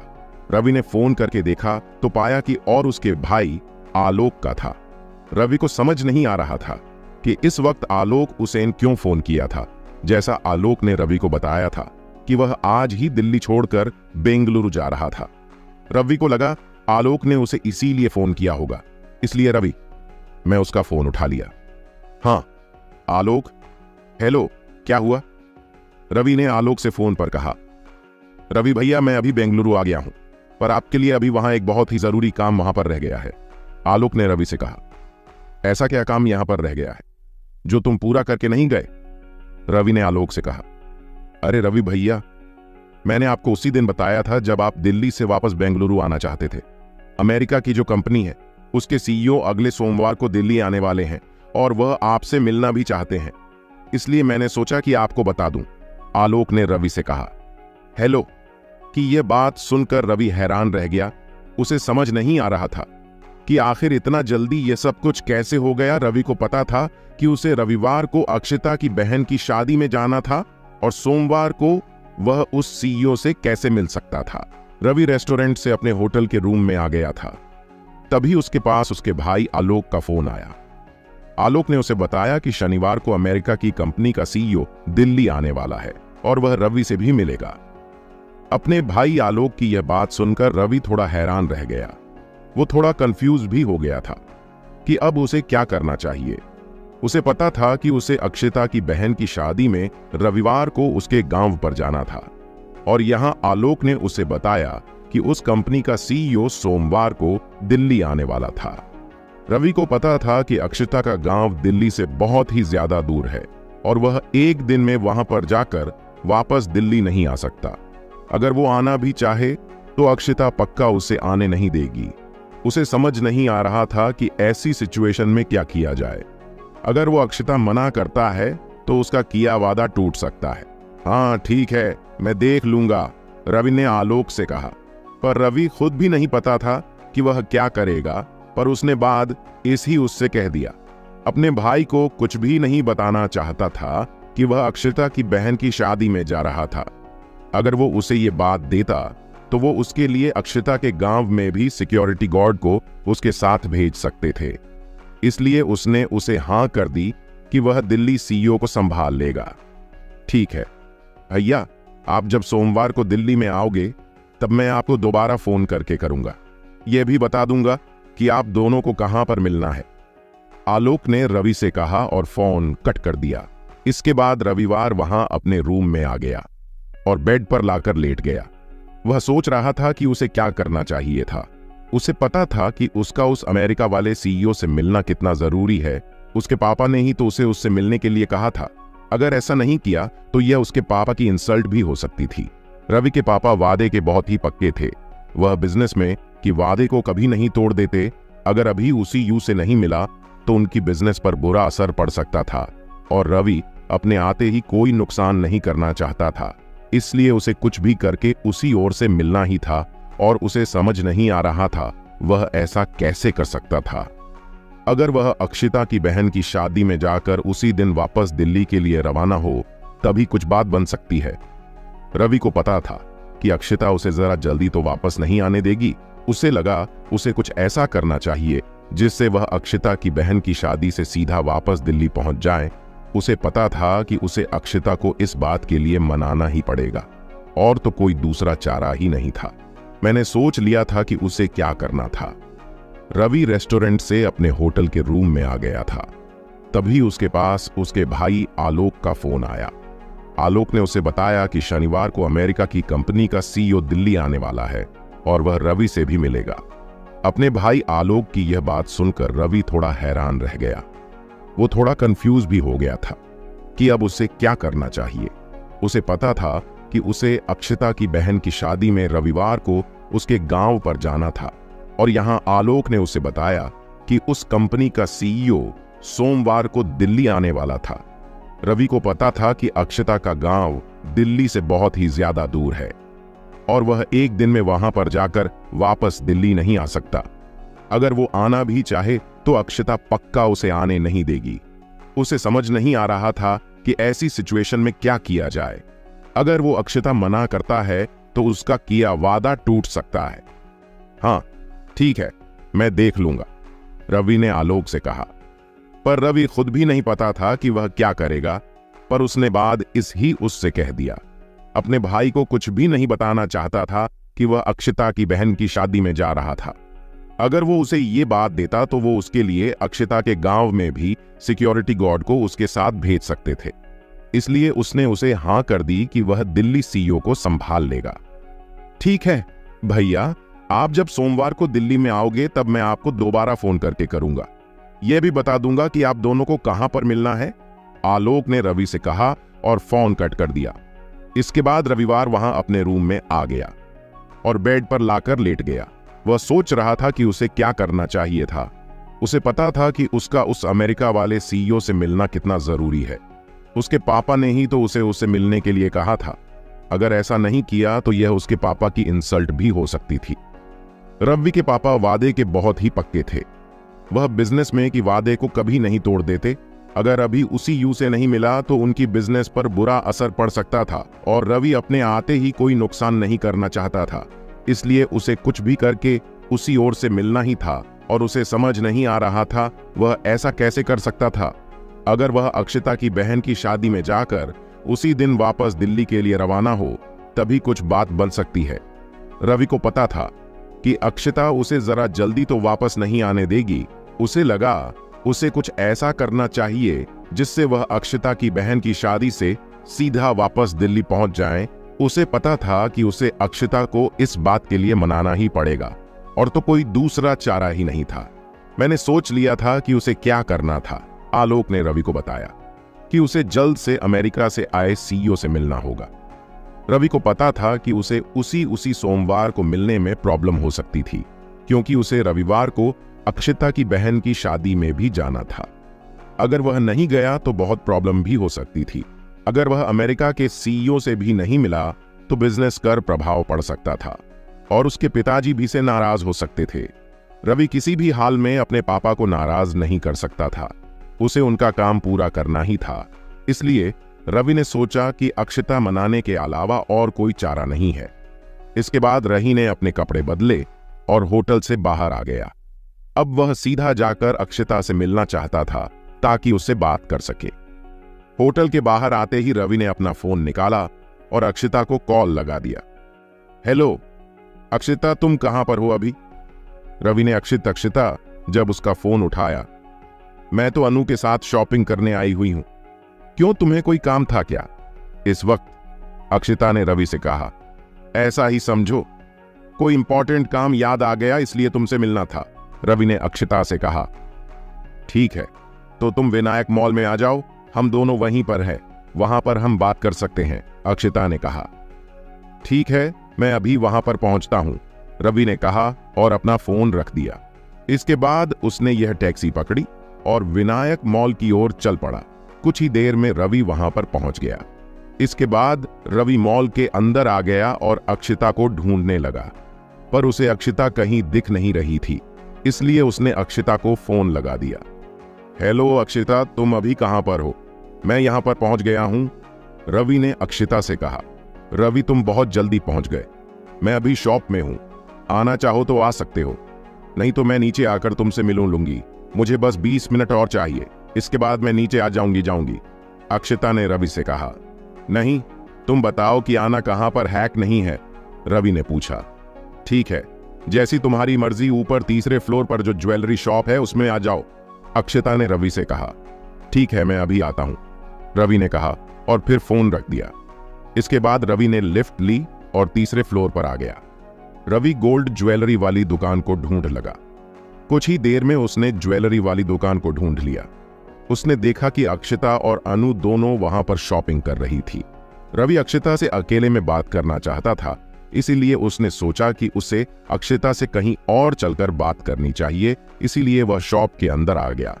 अरे वहां, रवि, तुम्हें इतना जल्दी यहां पर पहुंच गए, लगता है कोई बड़ी बात है, इसीलिए तुम जल्दी जल्दी में यहां पर आ गई हो, अक्षता ने रवि से कहा। हां, ऐसा ही समझो कुछ, रवि ने अक्षता से कहा। अच्छा बताओ तो ऐसा क्या काम था जो तुम फोन पर मुझसे नहीं कह सकते थे, अक्षता ने रवि से कहा। हम कहीं और चलकर बात कर सकते हैं क्या, रवि ने अक्षता से कहा। उसने देखा कि अनु भी उसी के पास शॉपिंग कर रही थी। रवि अनु को कुछ भी बताना नहीं चाहता था, इसलिए उसने सोचा कि उसे अनु से थोड़ा दूर जाकर बात कर लेनी चाहिए। अक्षता ने देखा कि रवि उस अकेले में बात करना चाहता था तो मुझसे कुछ अजीब लगा। अब उसे लगने लगा कि सच में कोई सीरियस बात थी, इसलिए अभी अकेले में उससे बात करना चाहता था और उनको कुछ भी नहीं बताना चाहता था। ठीक है, तो चलो बाहर हम बात कर लेते हैं, अक्षता ने रवि से कहा और अनु को भी बता दिया कि वह थोड़ी देर के लिए बाहर जा रहे हैं। अनु से उनसे कुछ नहीं कहा। उसे लगा कि रवि को सिर्फ अक्षता से ही कोई काम था, इसलिए वह उनकी बात के बीच में नहीं आना चाहती थी। इसके बाद अक्षता और रवि दोनों ही शॉप से बाहर आ गए। एक कॉफी शॉप में जाकर बैठ गई जहां पर वह दोनों आराम से जाकर बात कर सके। हाँ, तो बताओ क्या बात थी, अक्षता ने रवि से कहा। रवि अक्षता से बात करने के लिए यहां पर आ तो गया था, उसे कुछ समझ नहीं आ रहा था कि वह अक्षता को कैसे बताएं। उससे अक्षता की बहन की शादी से हाथों हाथ वापस दिल्ली आना था और इसके लिए वह अक्षता को मनाना चाहता था। उसे समझ नहीं आ रहा था कि वह ऐसा क्या बहाना दे। जिससे अक्षता उसे रविवार के अगले दिन ही वापस दिल्ली आने की अनुमति दे दी। बात ऐसी है कि वह यही बोलते बोलते रुक गया। उसे समझ नहीं आ रहा था कि वह अक्षता से क्या कहे। अरे बता दो, ऐसी भी क्या शर्माने वाली बात है, हम दोनों बेस्ट फ्रेंड हैं, वह तुमसे कोई भी बात शेयर कर सकते हो, अक्षता ने रवि से कहा। जब उसने देखा कि वह कुछ बताना तो चाहता था पर बता नहीं पा रहा था। जब रवि ने अक्षता की यह बात सुनी तो वह कुछ देर के लिए रिलैक्स हो गया। उसे समझ आ गया था कि उसे अक्षता से बात करनी ही होगी, जिस बात को करने के लिए वहां पर आया था, पर वो अभी भी कुछ बता नहीं पा रहा था। उसे पता था कि अक्षता उसकी बात सुन हैरान जरूर होगी और साथ में इसे शायद मना भी कर से। रवि अक्षता को बता नहीं पा रहा था जो बात उसे बतानी थी। उसे इस बात का डर था कि अक्षता कहीं उसे मना ना कर दे या फिर उससे नाराज ना हो जाए। अरे रवि, कोई भी बात हो तो बता दो, उसमें इतना क्या शर्मा रहे हो, अक्षता ने कहा। वो बात यह है कि हमें तुम्हारी बहन की शादी रविवार को है और मुझे मंडे को यहां दिल्ली वापस आना होगा। किसी काम से तो मुझे तुम्हारी बहन की शादी से जल्दी ही वापस आना होगा। मैं वहां पर कुछ देर के लिए ही रुक पाऊंगा, रवि ने कहा। रवि की ये बात सुन अक्षता को अच्छा नहीं लगा। वह नहीं चाहती थी कि रवि इतनी जल्दी उसकी बहन की शादी से वापस आ जाए। उसे पता था कि उसके घर वाले रवि से मिलना चाहते हैं और यह काम सिर्फ कुछ ही घंटों में नहीं हो सकता था। उसके परिवार वाले रवि को कम से कम 2 दिन के लिए उनके घर पर रोकना चाहेंगे। उसे समझ नहीं आ रहा था कि अब क्या करना चाहिए। अगर रवि वहां पर गया तो उसके घर वाले उसे इतना जल्दी तो वापस दिल्ली नहीं आने देंगे। क्या यह काम इतना जरूरी है कि तुम्हें इतना जल्दी वापस आना पड़े, अक्षता ने रवि से कहा। ऐसा ही समझो, कुछ बहुत ही ज्यादा इंपॉर्टेंट काम है, रवि ने जब ये कहा तब अक्षता और ज्यादा चिंतित हो गई। उसे लगा कि अगर रवि को इतना ही जरूरी काम है तो उसे अब क्या करना चाहिए। वह दोनों तरफ से फंस चुकी थी। अगर वो रवि को यह बोल देती कि वह हाथों हाथ वापस आ सकता था तो उसके परिवार वाले रवि से नाराज हो सकते थे और फिर उसका परिणाम अक्षता को भुगतना पड़ सकता था। अक्षता अपने परिवार वालों पर सभी का ऐसा गलत इंप्रेशन नहीं देना चाहती थी। रवि, अगर सच कहूं तो तुम इतना जल्दी तो वहां से वापस नहीं आ सकते। तुम्हें भी पता है कि मैं तुम्हें वहां पर क्यों लेकर जा रही हूं। मैं तुम्हें वहां पर इसलिए ले जा रही हूं ताकि तुम मेरे परिवार वालों से मिल सको। अगर तुम मेरी परिवार वालों से सिर्फ 1 घंटे के लिए मिलने पहुंचे तो वह तुमसे नाराज हो सकते हैं। वह तुम्हारा उन पर गलत इंप्रेशन पड़ सकता है। अगर ऐसा हुआ तो तुम्हें भी पता है कि वह मेरे साथ क्या करेंगे, अक्षता ने रवि से कहा। अक्षता की बात सुनकर रवि भी उसकी बात से सहमत था। उसे पता था कि अगर वह इतना जल्दी वापस आया तो अक्षता के घर वाले उससे नाराज हो जाएंगे। अब उसे भी समझ नहीं आ रहा था कि क्या करना चाहिए। उससे मिलना भी जरूरी था और वहां पर जाना भी जरूरी था। अब उसे लगाकर उसे कोई बीच का रास्ता ढूंढना पड़ेगा। अच्छा, तो अब तुम बताओ कि क्या करना चाहिए, रवि ने अक्षता से पूछा। अब हम कर ही क्या सकते हैं। मैं बस तुमसे इतना कहना चाहती हूं कि अगर तुम्हारा एक काम इतना ही जरूरी नहीं है तो तुम्हें इतना जल्दी वापस नहीं आना चाहिए। मेरे परिवार वालों से मिलकर ही वापस आना चाहिए, अक्षता ने रवि से कहा। अक्षता की यह बात रवि को कुछ हजम नहीं हुई। उसे पता था कि उससे दिल्ली वापस आना कितना जरूरी था। यह उसकी बिजनेस का सवाल था और वह बस अक्षता के परिवार वालों से मिलने के लिए अपने बिजनेस पर गलत प्रभाव पड़ने नहीं देना चाहता था। चाहे कुछ भी हो जाए, वह वापस दिल्ली तो जरूर आना चाहता था। नहीं, ऐसा नहीं हो सकता, मुझे वापस यहां पर आना तो पड़ेगा ही। तुम सोच नहीं सकते कि मेरा काम कितना जरूरी है। यह काम तो तुम्हारी बहन की शादी हो और तुम्हारे परिवार वालों से मिलने से भी ज्यादा जरूरी मेरा यह काम है। तुम ही समझ जाओ कि कितना इंपॉर्टेंट काम है। मेरे लिए ऐसा समझो मेरी जिंदगी का सवाल है, रवि ने अक्षता से कहा। रवि की यह बात सुनकर अक्षता सोच में पड़ गई। उसे लगा कि अगर रवि की बात सच है तो उसे वापस दिल्ली तो जरूर आना होगा। अगर ऐसा है तो तुम वापस आ जाना, मैं अपने घर वालों को मनाने के लिए कुछ रास्ता निकाल लूंगी। तुम्हारी जिंदगी सवाल है तो तुम्हें जरूर आना चाहिए और इसमें मैं भी तुम्हारी मदद करूंगी, अक्षता ने कहा। हालांकि वह रवि से जानना चाहते थे कि उसके लिए इतना इंपॉर्टेंट कौन सा काम है जो उसके लिए जिंदगी का सवाल था। वह उसका वो काम जानना चाहती थी पर उसे लगा कि यह रवि की पर्सनल लाइफ है और उसे इसमें इंटरफेयर नहीं करना चाहिए। और तो और अक्षय को यह भी पता था कि रवि कोई भी बात उसको नहीं बताएगा। उसे रवि का नेचर पता था कि वह कितना सीक्रेट आदमी है। उसे तो रवि पर कुछ शक होने लगा था। अक्षिता की यह बात सुनकर रवि बहुत ही ज्यादा खुश हो गया। उसे लगा कि अक्षिता ने भी उसकी सारी समस्या 1 सेकंड में हल कर दी। उसे पूरा भरोसा था कि एक पिता अपने घर वालों को जरूर मना लेगी। थैंक यू अक्षिता, बस तुमसे ये फेवर ही चाहता था, रवि ने कहा। अक्षिता भी कुछ बोल नहीं जा रही थी कि तभी वहां पर शोर होने लगा। उसने देखा कि उसके पीछे वाली दुकान में काफी ज्यादा शोर हो रहा था और अक्षिता को समझ नहीं आ रहा था कि वहां पर किस बात का शोर हो रहा था। उन्हें पता था कि पीछे तो वही ज्वेलरी शॉप है जहां से अक्षिता और अनु अपनी शॉपिंग कर रही थी। फिर वहां से इतना शोर क्यों हो रहा था? वो दोनों उस दुकान पर आ गए। वहां पहुंचकर अक्षिता और रवि ने जो दृश्य देखा, दोनों ही हैरान रह गए। उन्हें अपनी आंखों पर भरोसा नहीं हो रहा था कि उन्होंने वहां पर। मुझे पता है कि इस स्टोरी में कई बार रिपीट हो रहा है, पर वो राइटर की तरफ से है, उसमें मैं कुछ नहीं कर सकता। अक्षिता ने रवि को बोल दिया कि वो इस बारे में उसके घर वालों से जरूर बात करेगी कि रवि कुछ दिनों के लिए ही उनके यहां पर रोक पाएगा, क्योंकि उसे वापस दिल्ली भी जाना है। रवि ने जब ये सुना कि अक्षिता अपने परिवार और लोग को मना लेगी, तो उसे भी यह सुनकर अच्छा लगा।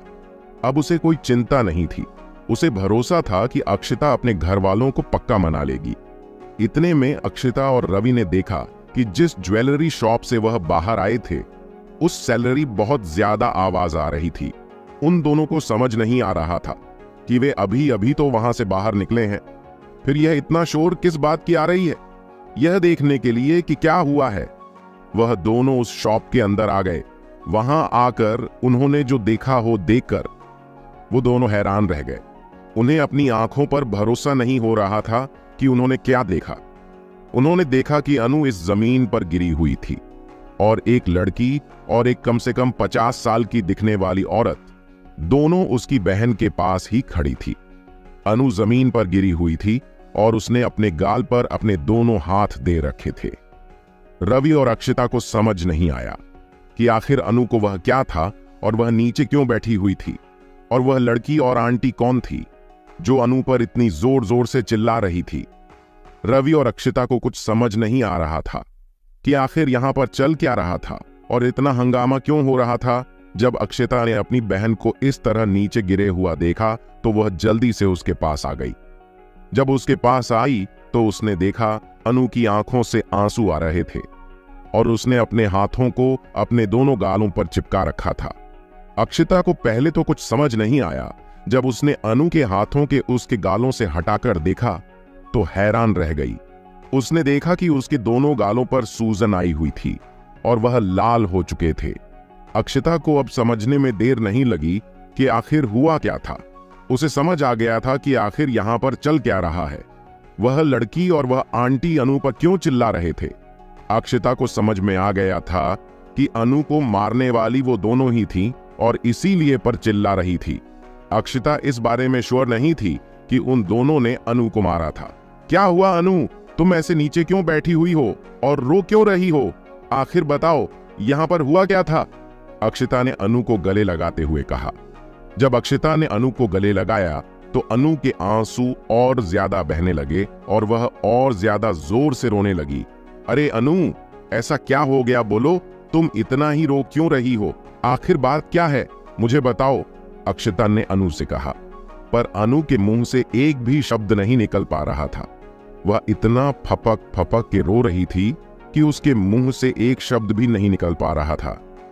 ए लड़की, तुम इसकी क्या लगती हो? इतने में लड़की ने कहा, जो अन्नू पर कुछ देख पहले जोर जोर से चिल्ला रही थी। मैं इसकी बहन हूं, कोई प्रॉब्लम है क्या? अक्षिता ने उस लड़की से कहा। अक्षिता को उस लड़की की यह बात बिल्कुल भी अच्छी नहीं लगी। उसने देखा कि उसने बहुत ही अकड़ के साथ उससे यह बात पूछी थी। स्विंगल, अच्छा तो यह तुम्हारी बहन है। चलो अच्छा हुआ तुम भी यहां पर आ गई, तुम्हारी ही तो जरूरत थी। इसने तो साफ मना कर दिया है। अब जो करना है तुम्हें ही करना होगा, आखिर तुम उसकी बहन जो हो। उस लड़की ने कहा। उस लड़की की यह बात अक्षता को बिल्कुल भी समझ नहीं आई। उसे समझ नहीं आ रहा था कि वह लड़की किस बार बात कर रही थी। उसके लिए कुछ भी समझ पाना मुश्किल हो रहा था। आखिर बात क्या है, तुम किस बारे में बात कर रही हो? अक्षता ने उस लड़की से पूछा। ठीक है, मैं तुम्हें बताता हूं कि क्या बात है। मैं और मेरी मॉम कुछ देर पहले यहां पर शॉपिंग करने के लिए आई थी, और जब हमने अपने लिए एक नेकलेस लिया और इसका बिल पेमेंट देकर उसे हमने अपने बैग में रख दिया था, पर जब मैंने दोबारा आकर बैग को चेक किया तो उसमें हमारा नेकलेस नहीं था, और मुझे पूरा भरोसा है कि वह नेकलेस तुम्हारी बहन ने चुराया है और अब वह उसे देने से मना कर रही है। अब तुम ही उस नेकलेस के पैसे दूंगी या अपनी बहन से कहो कि वह उसे हमें वापस दे दे, नहीं तो अच्छा नहीं होगा, उस लड़की ने कहा। उस लड़की की यह बात सुनकर अक्षता और रवि दोनों ही हैरान रह गए। अक्षता और रवि को अनु पर पूरा भरोसा था कि अनु कभी भी कुछ भी नहीं करेगी। उन्हें हैरानी इस बात कि ठीक ही उस लड़की ने इतनी आसानी से अनु पर इतना बड़ा इल्जाम लगा दिया था। उन्हें उस लड़की की बातों पर बिल्कुल भी भरोसा नहीं था। अच्छा, तो तुम दोनों ने इसलिए मेरी बहन को मारा? तुम्हें पूरा भरोसा है कि मेरी बहन ने ही वह नेकलेस चुराया है, और अगर ऐसा नहीं हुआ तो तुम्हें पता ही है कि मैं तुम्हारे साथ क्या करूंगी, अक्षता ने गुस्से से उस लड़की से कहा। उल्टा चोर कोतवाल को डांटे, यह तो वही बात हो गई। हमें पूरा भरोसा है इस लड़की ने मारा वह नेकलेस चुराया है जो हमें धमकी दे रही हो। ना धमकी से हमें डर नहीं लगता। तुम्हें पता नहीं है कि हम दोनों कौन हैं? उस लड़की ने बड़े ही घमंड से अक्षता से कहा। अक्षता ने जब यह बात सुनी तो गुस्से से आगे बढ़ी और उस लड़की को जोर से थप्पड़ मार दिया। जैसे ही एक अक्षता ने यह किया, आकर खड़े सभी लोग हैरान रह गए। उस ज्वेलरी शॉप में उस लड़की और उसकी मां ने अनु पर यह इल्जाम लगाया कि उन्होंने उनका नेकलेस चुरा लिया था, और इसीलिए उन लोगों ने अनु को थप्पड़ मारे थे, और इसीलिए अनु जमीन पर पड़ी हुई रो रही थी। जब अक्षता ने देखा कि उसकी बहन अनु को उन दोनों ने मारा था तो उसे गुस्सा आ गया। उसने उन लोगों से पूछा कि तुमने ऐसा क्यों किया? तो उन दोनों ने फिर से अनु पर इल्जाम लगाने शुरू किए, उसे बुरा भला करना शुरू कर दिया। इस बात से अक्षता को गुस्सा आ गया और उसने उस लड़की को खींचकर थप्पड़ मार दिया। जब अक्षता ने ऐसा किया तो सभी लोग हैरान रह गए। रवि को भी यह उम्मीद नहीं थी कि अक्षता उस लड़की को ऐसे थप्पड़ मार देगी। How dare you! तुमने मुझे थप्पड़ मारने की हिम्मत कैसे की? तुम्हें पता भी है मैं कौन हूं? तुमने मुझे थप्पड़ मारा, इसकी सजा तुम्हें जरूर मिलेगी और तुम्हारी बहन को भी इसके साथ मिलेगी। तुम बहुत पछताने वाली हो।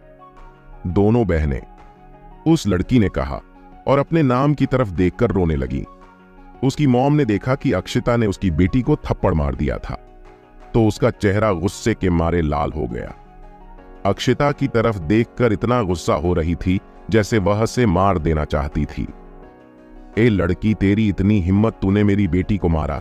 अब तुम देखती जा तेरे साथ क्या क्या होता है। और यह जो तेरी बहन ने कारनामा किया है ना, उसकी भी तुझे ही सजा मिलेगी, उस लड़की की मां ने कहा।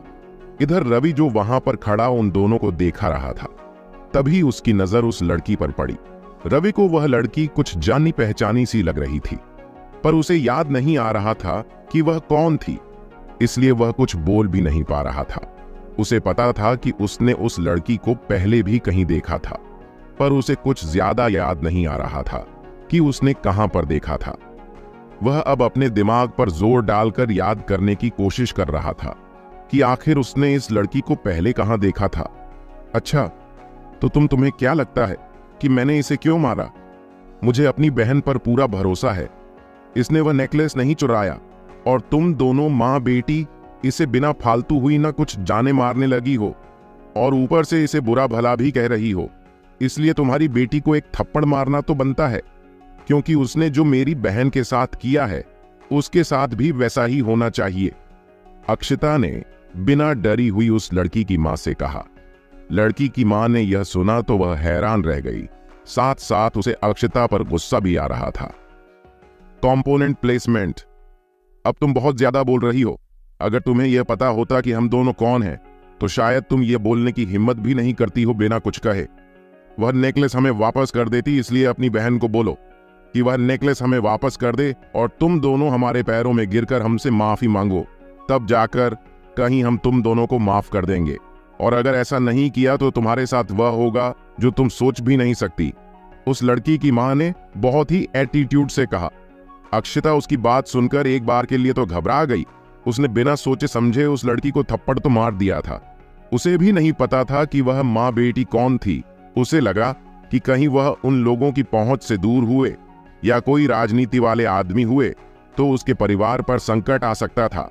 इसलिए उससे अब थोड़ा थोड़ा डर भी लगने लगा और उसने अपने चेहरे पर वो डरा आने नहीं दिया। वह नहीं चाहती थी कि अगर वह कमजोर पड़ी तो बहन भी तो कमजोर पड़ जाएगी। वह अपनी बहन के लिए दोनों माँ बेटियों से भिड़ चुकी थी और अब वह पीछे नहीं हटना चाहती थी। मुझे किसी का भी डर नहीं है, जो चाहे वह कर लो। और एक बात फिर से समझ लो कि मेरी बहन ने वह नेकलेस नहीं चुराया है और तुम्हें लगता है कि मेरी बहन ने चुराया है, तो ये साबित करके दिखाओ, तब जाकर हम तुम्हारी बात मान लेंगे, अक्षता ने कहा। अच्छा, तो तुम्हें हमारी बात पर भरोसा नहीं है? हम जब इस दुकान में आए थे तो इस लड़की के अलावा यहाँ पर और कोई भी नहीं था, तो तुम ही बताओ कि इस नेकलेस को किसने चुराया? इस लड़की की मां ने कहा। इसका मतलब ये तो नहीं कि मेरी बहन ने ही वह चुराया है, साबित करके दिखाओ, अक्षता ने कहा। तुम अभी बहुत ज्यादा बोल रही हो, तुम्हें हमारी बात पर भरोसा ही नहीं है। तुम दोनों बहनों को तो अब सबक सिखाना ही पड़ेगा, तभी तुम पता चलेगा कि तेरी बहन ने क्या किया है, उस लड़की की मां ने कहा और अनु की तरफ आगे बढ़ने लगी, जो वहीं पर जमीन पर बैठी थी। जब उस लड़की की मां उसके करीब आई तो इतने में अक्षता अपनी बहन के बीच में आ गई। मेरी बहन को हाथ लगाने की हिम्मत भी मत करना, समझी तुम, अक्षता ने कहा। अच्छा, तो तुम्हारी बहन को नहीं तो तुम ही सही, इस लड़की की मां ने कहा और अक्षता को मारने के लिए अपने हाथ ऊपर उठाया। इतने में ही रवि ने उसका हाथ पकड़ लिया। आंटी जी, अक्षता को हाथ भी लगाया तो मुझसे बुरा कोई नहीं होगा, फिर तुम लोगों के साथ जो होगा उसकी जिम्मेदार आप ही होगी, रवि ने कहा। जब उस लड़की ने रवि की ये आवाज सुनी तो वो हैरान रह गई। उसे विश्वास नहीं हो रहा था कि रवि भी यहां पर हो सकता है। जब उस लड़की की मां ने अक्षता पर हाथ उठाना चाहा, तभी रवि ने उसका हाथ पकड़ लिया और उसे वार्निंग दी कि अगर उसने रवि को हाथ भी लगाया तो उसके साथ बहुत ही बुरा होगा। जब उस लड़की ने रवि को ये आवाज सुनी तो हैरान रह हुई। अब तक उसने रवि को यहां पर देखा नहीं था, पर जब रवि ने उसकी मां का हाथ पकड़ा और उसे अक्षता से दूर रहने के लिए कहा, तब जाकर उसने उसे देखा। उसे उम्मीद नहीं थी कि रवि उसे यहां पर मिल जाएगा। तुम्हारी हिम्मत कैसे हुई मेरा हाथ पकड़ने की, उस लड़की की मां ने कहा और रवि को तरफ आगे बढ़ने लगी। रुको मॉम, रहने दो, जो कुछ भी हुआ भूल जाओ, इन दोनों लड़कियों से माफी मांगो और चलो यहां से, उस लड़की ने कहा। जब वहां खड़े लोगों अक्षता, रवि और उसको मां ने यह सुना तो वो भी हैरान रह गए। उन्हें कुछ भी समझ नहीं आया कि क्या हुआ था। कुछ देर पहले जो लड़की इतना अकड़ और एटीट्यूड के साथ बोल रही थी, वही लड़की अब सामने से कह रही थी कि उन्हें माफी मांग लेनी चाहिए। किसको को कुछ भी समझ नहीं आया कि उसे हो क्या गया। इधर जब रवि ने उस लड़की को इतने करीब से देखा तो उसने उसे तुरंत ही पहचान लिया। अब उसे समझ आ गया कि वो लड़की ऐसा क्यों बोल रही थी कि उन्हें माफी मांग लेनी चाहिए। ये लड़की थी कियारा, वही बैंक को मैनेजर कियारा जिसने रवि पर क्रेडिट कार्ड चोरी करने का इल्जाम लगाया था और उसे बैंक से बाहर करने ही वाली थी कि उसे मैनेजर ने उसे ऐसा करने से रोक दिया। बाद में उसे पता चला कि रवि कितना बड़ा आदमी था और उसका उस बैंक में कितना पैसा है। हेड मैनेजर कियारा को जॉब से निकलना चाहता था, पर रवि ने उसे ऐसा करने से मना कर दिया। हेड मैनेजर ने उसकी ये बात तो मान ली, पर कियारा की पोस्टिंग उस बैंक से हटाकर दिल्ली के छोटे से बैंक में कर दी थी। हालांकि कियारा बहुत ही पावरफुल बैकग्राउंड से बिलोंग करती थी, पर उसका अपने काम के प्रति इतना लगन था कि उसने अपनी जॉब नहीं छोड़ी और अपना काम जारी रखा। पर उसके मन में उसने रवि के साथ जो भी किया उसका पछतावा आज तक है। रवि ने जब उसे पहली बार देखा तो उसे पहचान नहीं पाया, पर जब उसने उसे करीब से देखा तो उसे वो पहचान गया। जब कियारा की मां ने देखा कि उसकी बेटी उसे अक्षता, रवि और अनु माफी मांगने के लिए कह रही थी, तो उसे समझ नहीं आया कि आपने उसने ऐसा क्यों कहा। उसे लगा कि शायद उसकी बेटी का दिमाग खराब हो गया है, इसलिए ऐसा बोल रही थी, इसलिए उसने उसकी बातों पर ज्यादा ध्यान नहीं दिया और फिर से अक्षिता की ओर आगे बढ़ने लगी और रवि फिर से अक्षिता के बीच में आ गया। मॉम, आपको मैंने क्या कहा? एक बार में आपको समझ में नहीं आता क्या? मैंने कहा आप यहां से दूर रहिए, इन दोनों से माफी मांगो अभी के अभी, नहीं तो हमारे साथ क्या हो सकता है आप सोच भी नहीं सकती, कियारा ने अपनी मां से कहा। अपनी बेटी की यह बात सुनकर उसकी मां तो हैरान रह गई। उससे भी समझ नहीं आ रहा था कि अब उसकी बेटी ऐसी बातें क्यों कर रही थी। जब रवि नहीं देखा कि कियारा अब कुछ ज्यादा ही बोल रही थी, उसे लगा कि कहीं वह उसके बारे में सबको यहां पर बताना दे। कियारा वह लड़की थी जिसे रवि के बारे में सब कुछ पता था। उसे यह भी पता था कि रवि कितना बड़ा आदमी है और किस परिवार का से है। उसके बारे में ऐसी बातें कुछ लोगों को ही पता थी। रवि ने कियारा को पहले ही बता रहा था कि वह उसके बारे में किसी को भी न बताए, पर अब उसे लगा कि कहीं कियारा उसके बारे में सबको बता न दे। बेटी, तुम ये क्या बोल रही हो? तुम्हें पता है ना इसने हमारा नेकलेस चोरी किया है, तो अब इसे इसकी सजा भी मिलनी चाहिए। और तुम्हें यह अचानक हो क्या गया है? कुछ देर पहले तो तुम भी इन दोनों लड़कियों से अपना नेकलेस वापस लेना चाहती थी, पर अब तुम ये चाहती हो कि मैं इन दोनों से माफी मांगू। क्या तुम पागल हो गई हो? ये तुम्हें हो क्या गया है? कियारा की मां ने उससे कहा। मैंने आपको अभी समझा नहीं सकती कि क्या बात है, बस इतना समझ लो कि अगर आपने इन दोनों लड़कियों को जबरदस्ती कुछ भी करने की कोशिश की तो हम दोनों के साथ कुछ भी हो सकता है और हमें पापा भी नहीं बचा सकते। आप समझ रही हैं ना हमारे साथ क्या हो सकता है? कियारा ने अपनी मां से कहा। कियारा की यह बात सुनकर उसकी मां हैरान रह गई।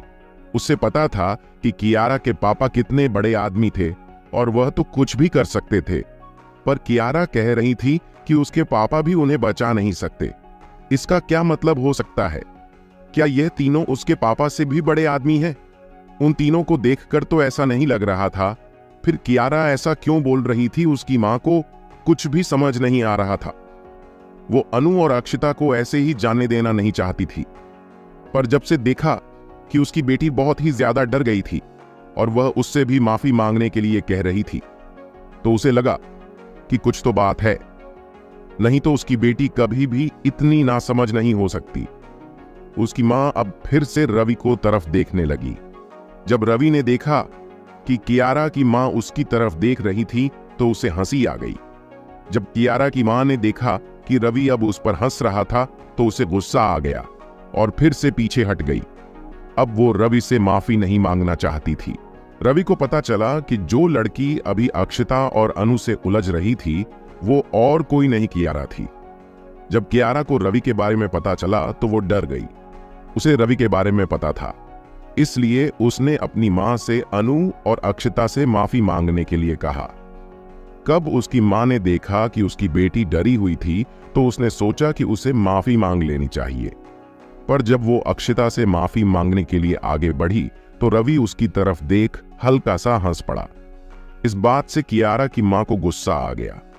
कियारा और उसकी मां बहुत ही अच्छे और पावरफुल परिवार से थे, इसलिए उसकी मां के अंदर बहुत ही घमंड था। वो ऐसे ही किसी के आगे झुकना नहीं चाहती थी, चाहे सामने कोई भी ही। बेटी, मैं अब इन दोनों से माफी नहीं मांगने वाली, बल्कि ये तीनों हमसे माफी मांगेंगे, क्योंकि गलती इनकी है तो माफी भी इन्हें ही मांगनी पड़ेगी। तो अच्छा ये ही होगा कि ये तीनों हमसे माफी मांग ली, नहीं तो मैं तुम्हारे पापा को फोन करके यहां पर बुला लूंगी, फिर वही इस मैटर को हैंडल करेंगे, कियारा की मां ने कियारा से कहा। अपनी मां की ये बात सुन कियारा हैरान रह गई। उसको विश्वास नहीं हो रहा था कि उसकी मां रवि के खिलाफ जाने का सोच रही थी। वो रवि को खड़े खड़े उनके परिवार को तो क्या उनकी साथ पुश्ते भी खरीद सकता है। अगर उसकी मां से रवि के साथ कुछ उल्टा सीधा कर दिया तो बहुत बड़ी प्रॉब्लम हो सकती थी। अगर रवि को गुस्सा आ गया तो फिर वो उनके परिवार के साथ कुछ भी कर सकता था। ये बात सोचकर ही उसे डर लगने लगा। अब उसने सोचा कि किसी भी तरह उसे अपनी मां को रोकना होगा। अगर उसने उसके पापा को यहां पर बुला लिया तो और भी ज्यादा प्रॉब्लम हो सकती थी। उसे पता था कि रवि, अक्षिता और अनु तीनों किसी भी हाल में उसकी मां से माफी नहीं मांगेंगे और अगर उन्होंने ऐसा नहीं किया तो उसकी माँ पक्का उसके पापा को कॉल करके यहाँ पर बुला लेगी, और अगर एक बार उसके पापा यहाँ पर आओगे तो बहुत बड़ी गड़बड़ हो सकती थी। उसके पापा को भी यह नहीं पता था कि रवि कौन है। अगर उसके पापा ने यहाँ पर आकर रवि के साथ कुछ उल्टा सीधा करने की कोशिश की तो ना जाने रवि उनके साथ क्या कर सकता था। कियारा रवि की सच्चाई किसी को बता भी नहीं सकती थी।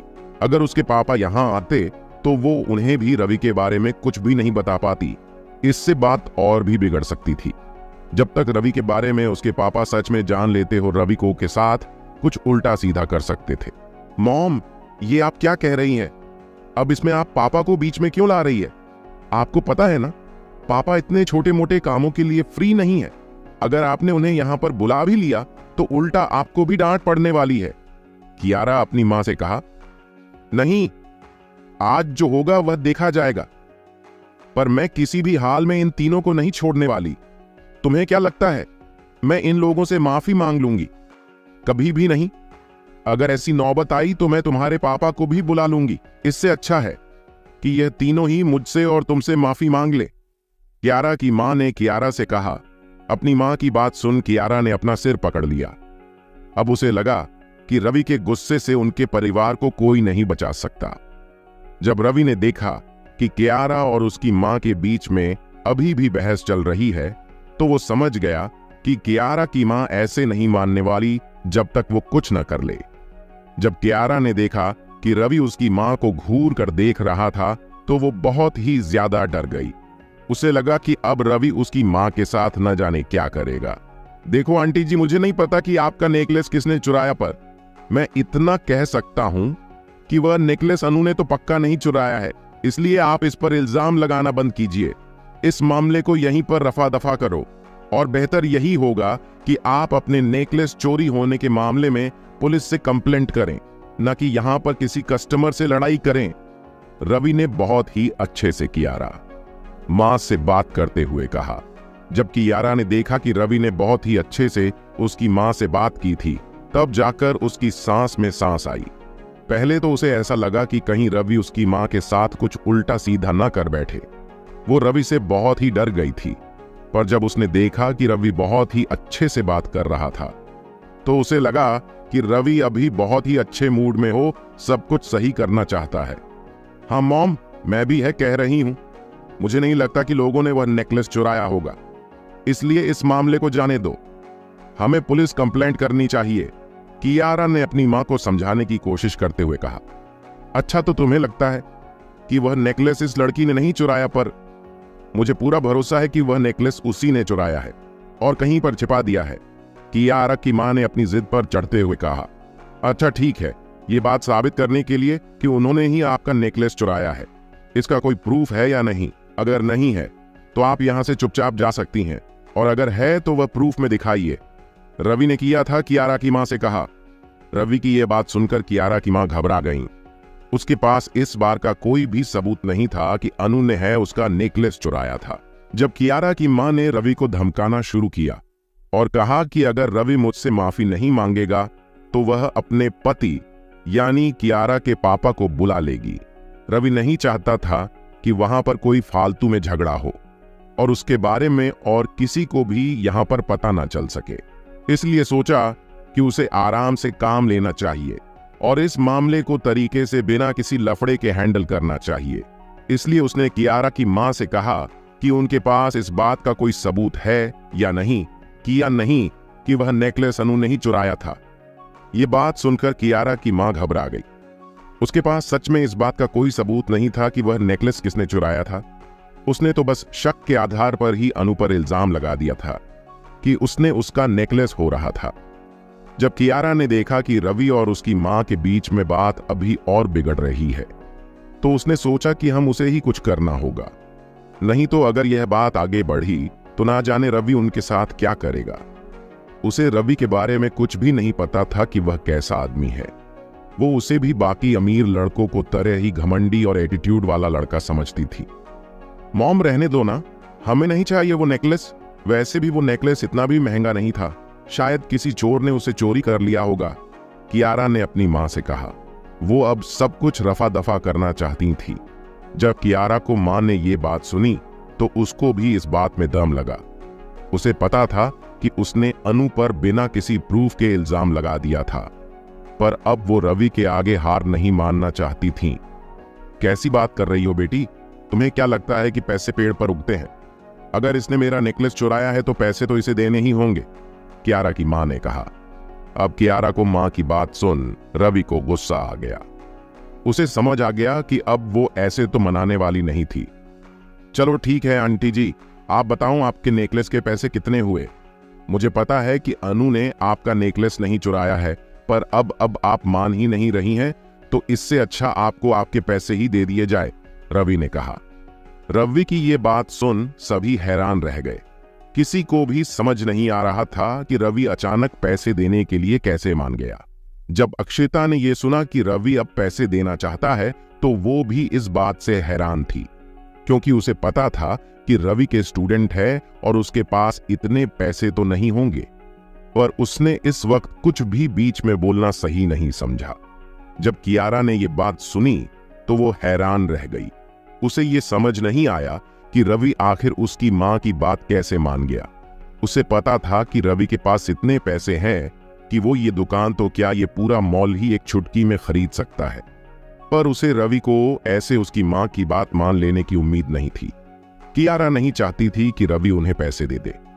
अगर रवि ने ऐसा किया तो शायद वो जिंदगी भर उनसे नाराज रहे, और कियारा नहीं चाहती थी कि इतनी सी बात के लिए वो पूरे देश के सबसे अमीर आदमी से अपने रिश्ते बिगाड़ ले। नहीं, रवि पैसों की कोई जरूरत नहीं है, मॉम तो ऐसे ही कर रही है, इनको तो ज्यादा बोलने की आदत है, इसलिए बस। हमारे पास इस बात का कोई सबूत नहीं है कि अनु ने हमारा नेकलेस चुराया है, तो तुम्हारा पैसे देने का भी की हक नहीं बनता, कियारा ने कहा। ये क्या कह रही हो कियारा? जब वो अपनी मर्जी से पैसे देना चाहता है तो देने दो, इसमें तुम्हें कोई प्रॉब्लम नहीं होनी चाहिए। और तुम क्या बोल रही हो कि मुझे ज्यादा बोलने की आदत है? ऐसा कुछ भी नहीं है। और जहां तक बात है इस लड़के के पैसे देने की, तो मुझे पता है कि ये उस नेकलेस के पैसे नहीं दे पाएगा। दिख नहीं रहा, शक्ल से ही गरीब लग रहा है, तो इसके पास इतने पैसे तो नहीं होंगे कि हमें दे सके। इसलिए मैं तो कह रही हूं कि इसे और इन दोनों लड़कियों को हमसे माफी मांग लेनी चाहिए, नहीं तो सबके सामने इनका मजाक बनकर रह जाएगा, कियारा की मां ने कहा, और बड़े ही घमंड के साथ रवि की ओर देखने लगी। उसे लगा कि रवि को इस बात से गुस्सा आएगा कि उसने उसे गरीब बोला, पर रवि तो अभी भी मुस्कुरा रहा था, जैसे उसे कोई फर्क ही नहीं पड़ा हो। जब कियारा ने देखा कि उसकी मॉम ने भी वही गलती कर दी थी जो गलती उसने कुछ दिनों पहले रवि के साथ उस बैंक में की थी, उस दिन तो रवि ने उसे माफ कर दिया था, पर उसे लगा कि आज वो उसे माफ नहीं करेगा। कियारा की मां ने रवि को गुस्सा दिलाने के लिए उसे गरीब बोल दिया था। उसे लगा कि यह बात सुनते ही रवि को गुस्सा आ गया तो शायद उसका काम और आसान सकता था। इससे उसे कियारा के पापा को यहां पर लाने में आसानी हो सकती थी। वह चाहती थी कि कियारा के पापा यहां पर आ जाए, वह इस पूरे मामले को वह ही हैंडल करे। इसलिए वह चाहती थी कि रवि कुछ ऐसी गलती करे जिससे कियारा के पापा को यहां पर बुला सके। उसे पता था कि कियारन अपने पापा को यहां पर नहीं बुलाने देना चाहती थी, इसलिए उसने सोचा कि किसी और तरीके से किया के पापा को बुलाना चाहिए। पर जब कियारा की मां ने रवि को गरीब था तो रवि को इस बात से कोई फर्क नहीं पड़ा और वह उल्टा मुस्कुराने लगा। यह देखकर कियारा की मां हैरान रह गई। उसे समझ नहीं आ रहा था कि इतना कुछ कहने के बाद भी रवि ने अब तक कुछ किया क्यों नहीं। वैसे आंटी जी, आपको पैसे से मतलब है या मेरे गरीब होने से? अगर आपको अपने नेकलेस के पैसे मिल रहे हैं तो मैं चाहे कोई भी हो, चाहे गरीब हो या अमीर, आप पैसे मिल जाएंगे, आपको उसी से मतलब रखना चाहिए, रवि ने कियारा की मां से कहा।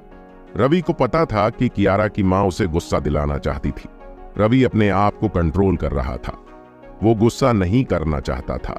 उसे पता था कि उसके गुस्से करने पर काम हो और बिगड़ सकता था। जब कियारा की मां ने देखा कि इसका यह भी प्लान फेल हो रहा है तो अब उसने सोचा कि उसे चुपचाप रवि से पैसे ले लेना चाहिए। ठीक है, ये लो बिल, और इस पर भी पर जितने भी पैसे हैं वह हमें दे दो, कियारा की मां ने कहा, और रवि की तरफ उस नेकलेस वाला बिल थमा दिया जो उस नेकलेस का था। कियारा ने देखा कि रवि ने वो बिल ले लिया था और उसके पैसे भी देना चाहता था, तो उसे लगा कि उससे ही कुछ तो करना होगा, नहीं तो रवि सचमुच में उस नेकलेस के पैसे दे देगा। कियारा को तो यह भी नहीं पता था कि वह नेकलेस किसने चुराया था।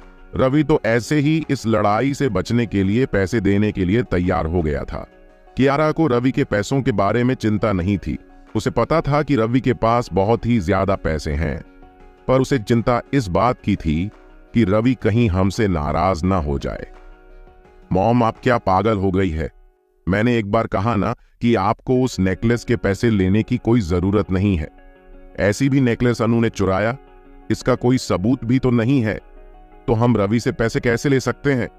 इसलिए मैं कह रही हूं कि हमें पुलिस के पास चलना चाहिए, वहां जाकर कंप्लेंट करनी चाहिए, कियारा ने कहा। नहीं कियारा, अब इस बारे में और कोई बहस नहीं। अगर यह लड़का पैसे देना चाहता है तो अपने पैसे मिल जाएंगे और हम खुशी खुशी अपने घर चले जाएंगे।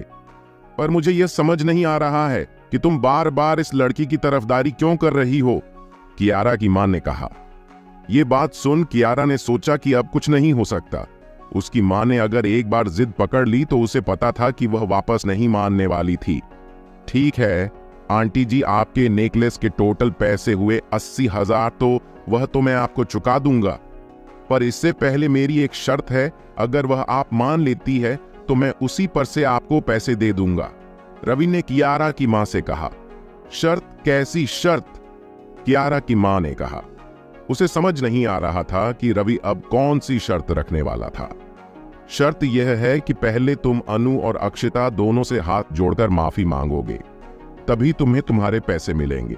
क्योंकि पैसे मिलने के बाद अनु का इस बात से कोई दोष नहीं है कि उसने तुम्हारा नेकलेस चुराया है। इस नेकलेस के पैसे तो मैं तुम्हें इसलिए दे रहा हूं कि ताकि तुम्हारा यह रोना धोना बंद कर दो। मुझे यह पता है कि अन्नू नेकलेस नहीं चुराया है, इसलिए तुम्हें उससे माफी भी मांगनी पड़ेगी, रवि ने कहा। रवि की यह बात सुनकर कियारा और कियारा की मां दोनों हैरान रह गए। हालांकि कियारा को तो अब लगा को रवि को अब पैसे नहीं देने पड़ेंगे, क्योंकि उसे पता था कि उसकी मां रवि से कभी माफी नहीं मांगने वाली थी। उसे यह भी डर था कि इससे मैटर और बिगड़ सकता था। ये क्या मजाक कर रहे हो? तुम्हें लगता है कि मैं अनु से माफी मांगू? मैं माफी क्यों मांगू? मैंने उसके साथ कुछ भी तो नहीं किया है।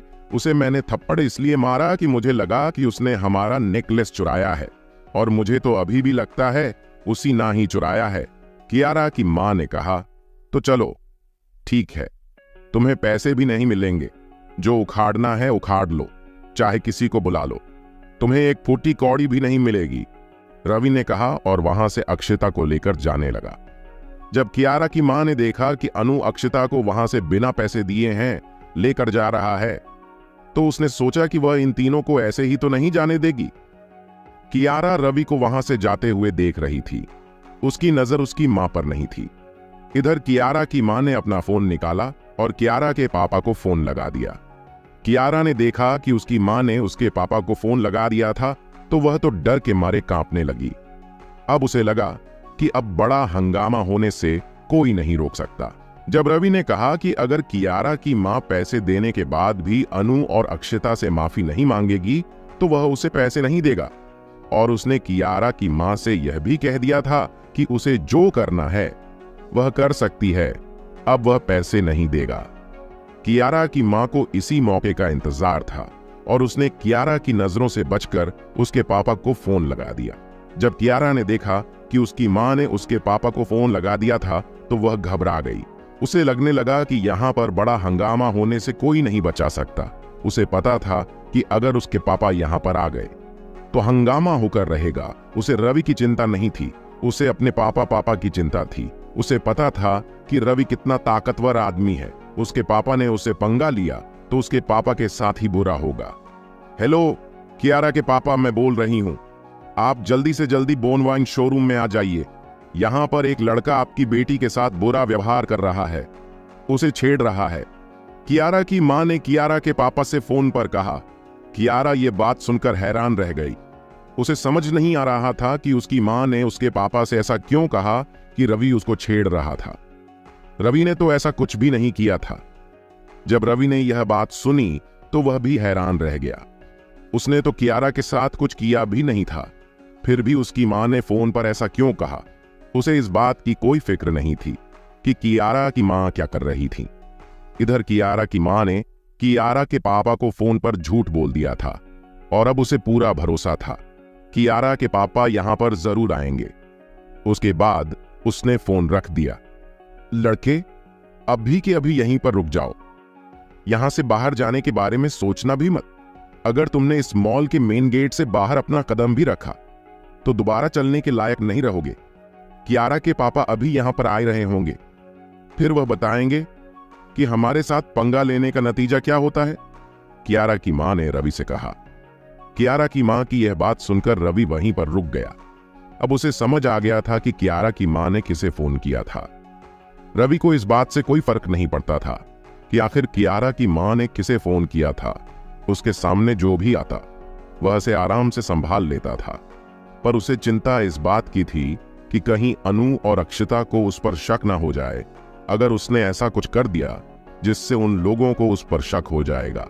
रवि चाहता था कि अनु और अक्षिता अब यहां से चली जाए, क्योंकि यहां पर जो भी होगा वह बहुत ही बुरा होगा।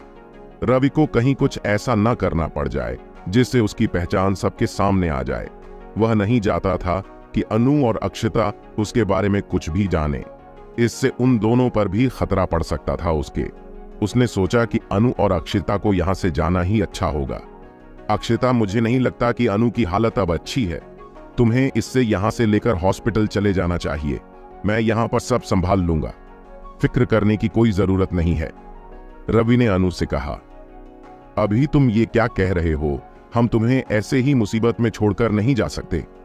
ये सब हमारी वजह से हुआ है, तो हमें तो यहां पर रुकना ही होगा, अक्षिता ने रवि से कहा। मैं तुम्हारी बात समझता हूं, पर तुम मेरी बात समझने की कोशिश करो। अन्नू की हालत मुझे अच्छी नहीं लग रही। उसने तुम्हें उसे हॉस्पिटल ले जाना चाहिए, मेरी चिंता करनी नहीं चाहिए, रवि ने अक्षिता से कहा। अक्षिता को भी रवि की बात सही लगी। उसे लगा कि यहां पर ठहरने से ज्यादा जरूरी है कि अनु को जल्दी से जल्दी हॉस्पिटल पहुंचाया जाए। वह भी बेहोश हो चुकी थी। कोई बात नहीं, तुम दोनों भले ही यहां से चली जाओ, पर यह लड़का यहां से कहीं नहीं जाएगा, कियारा की मां ने कहा। इसके बाद अनु ने अक्षिता को वहां से उठाया और बाहर की ओर चल दी, और वहां से वह दोनों सीधी हॉस्पिटल की ओर चल पड़े। जब दोनों वहां से चले गए तब जाकर रवि को सुकून मिला। उसे लगा कि वह जो कुछ भी यहां पर करेगा उसे करने में उसे कोई डर नहीं रहेगा। इसके बाद रवि ने पास ही में बड़ी कुर्सी ली और उस पर आराम से अपनी टांग पर टांग रखकर बैठ गया। ऐसा लग रहा था जैसे कि वह कियारा के पापा का आने का बेसब्री से इंतजार कर रहा था, और उसे इस बात का कोई डर भी नहीं था। जब कियारा की मां ने देखा कि रवि को इस बात से कोई फर्क नहीं पड़ रहा है या कोई डर नहीं लग रहा कि कियारा के पापा यहां पर आने वाले हैं, उसे तो लगा कि रवि जरूर इस बात से डर जाएगा, पर उसे तो कुछ भी नहीं हुआ था। इतने में ही मॉल के बाहर बहुत सारी गाड़ियों के आने की आवाज आने लगी। रवि समझ गया कि यह कियारा के पापा ही आए थे, पर उसके चेहरे पर चिंता का कोई निशान नहीं था। वह तो बस चुपचाप वहीं पर बैठा था। उसके बाद जो गाड़ियां वहां पर आई थीं, उनमें से बहुत सारे आदमी बाहर निकले, और फिर एक गाड़ी के अंदर से एक आदमी बाहर निकला। रवि ने देखा कि उस आदमी की उम्र करीब 45 से 50 साल थी, और उसने बहुत ही महंगे कपड़े पहन रखे थे, और ऐसा लग रहा था कि वह किसी बड़े और अमीर परिवार से था। रवि को इस बात से कोई फर्क नहीं पड़ रहा था। उसके लिए तो पूरे भारत में चाहे कोई भी कितना भी बड़ा आदमी हो, सभी रवि से नीचे ही थे। वह सभी रवि का कुछ भी नहीं बिगाड़ सकते थे। कियारा की मां ने कियारा के पापा को वहां पर बुला लिया था। रवि ने अनु और अक्षिता वहां से बहाना बनाकर हॉस्पिटल भेज दिया था। कुछ ही देर में कियारा के भी पापा उस मॉल में आ गए थे। रवि ने देखा कियारा के पापा बहुत ही अमीर और ऊंचे ओहदे वाले आदमी लग रहे थे। उसे समझ आ गया था कियारा की उसके पिता के नाम पर इतना क्यों उछाल रही थी। रवि के लुए कियारा के पापा को संभालना कोई बड़ी बात नहीं थी, पर वो नहीं चाहता था कि उसकी वजह से इसमें कोई हंगामा हो और उसके बारे में किसी को पता चले। इसलिए वह चाहता तो 1 सेकंड में कियारा के पापा को उसके घुटने पर ला सकता था, पर वह ऐसा नहीं करना चाहता था। कुछ ही देर में कियारा के पापा और उसके पीछे कम से कम 30 से 40 आदमी रवि की ओर आने लगे। रवि को इससे कोई फर्क नहीं पड़ रहा था। वह तो बस पहले की तरह आराम से उस कुर्सी पर बैठा हुआ था। जब कियारा की मां ने यह देखा कि इतने आदमियों के आने के बावजूद भी रवि के चेहरे पर डर का निशान नहीं था, तो उसे सब कुछ अजीब लगने लगा। उसे रवि के बारे में कुछ समझ नहीं आ रहा था कि वह किस तरह का आदमी है। अगर कोई और होता तो इतनी आदमियों को देखकर तो उसकी पेंट गीली हो जाती, पर रवि तो ऐसे आराम से बैठा था जैसे से कोई फर्क ही नहीं पड़ रहा था। जब कियारा के पापा रवि के पास आए तो उसके कुछ आदमी उनके लिए कुर्सी लेकर आ गए और उसमें किया कि पापा बैठ गए। बोलो क्या हुआ है? किसने छेड़ा है मेरी बेटी को? आज उसकी खैर नहीं। कियारा के पापा ने कियारा की मां की ओर देखते हुए कहा, जी यह वही लड़का है। इसी ने आपकी बेटी के साथ गलत करने की कोशिश की थी, पर मैं ऐन वक्त पर वहां पर आ गई थी, इसलिए ऐसा कुछ नहीं हुआ। इसलिए आपको उसे अच्छे से सबक सिखाना चाहिए। कियारा की मां ने कियारा के पापा को भड़काने की कोशिश करते हुए कहा, जबकि कियारा ने देखा कि उसकी मां उसके पापा को अब भड़काने की कोशिश कर रही है।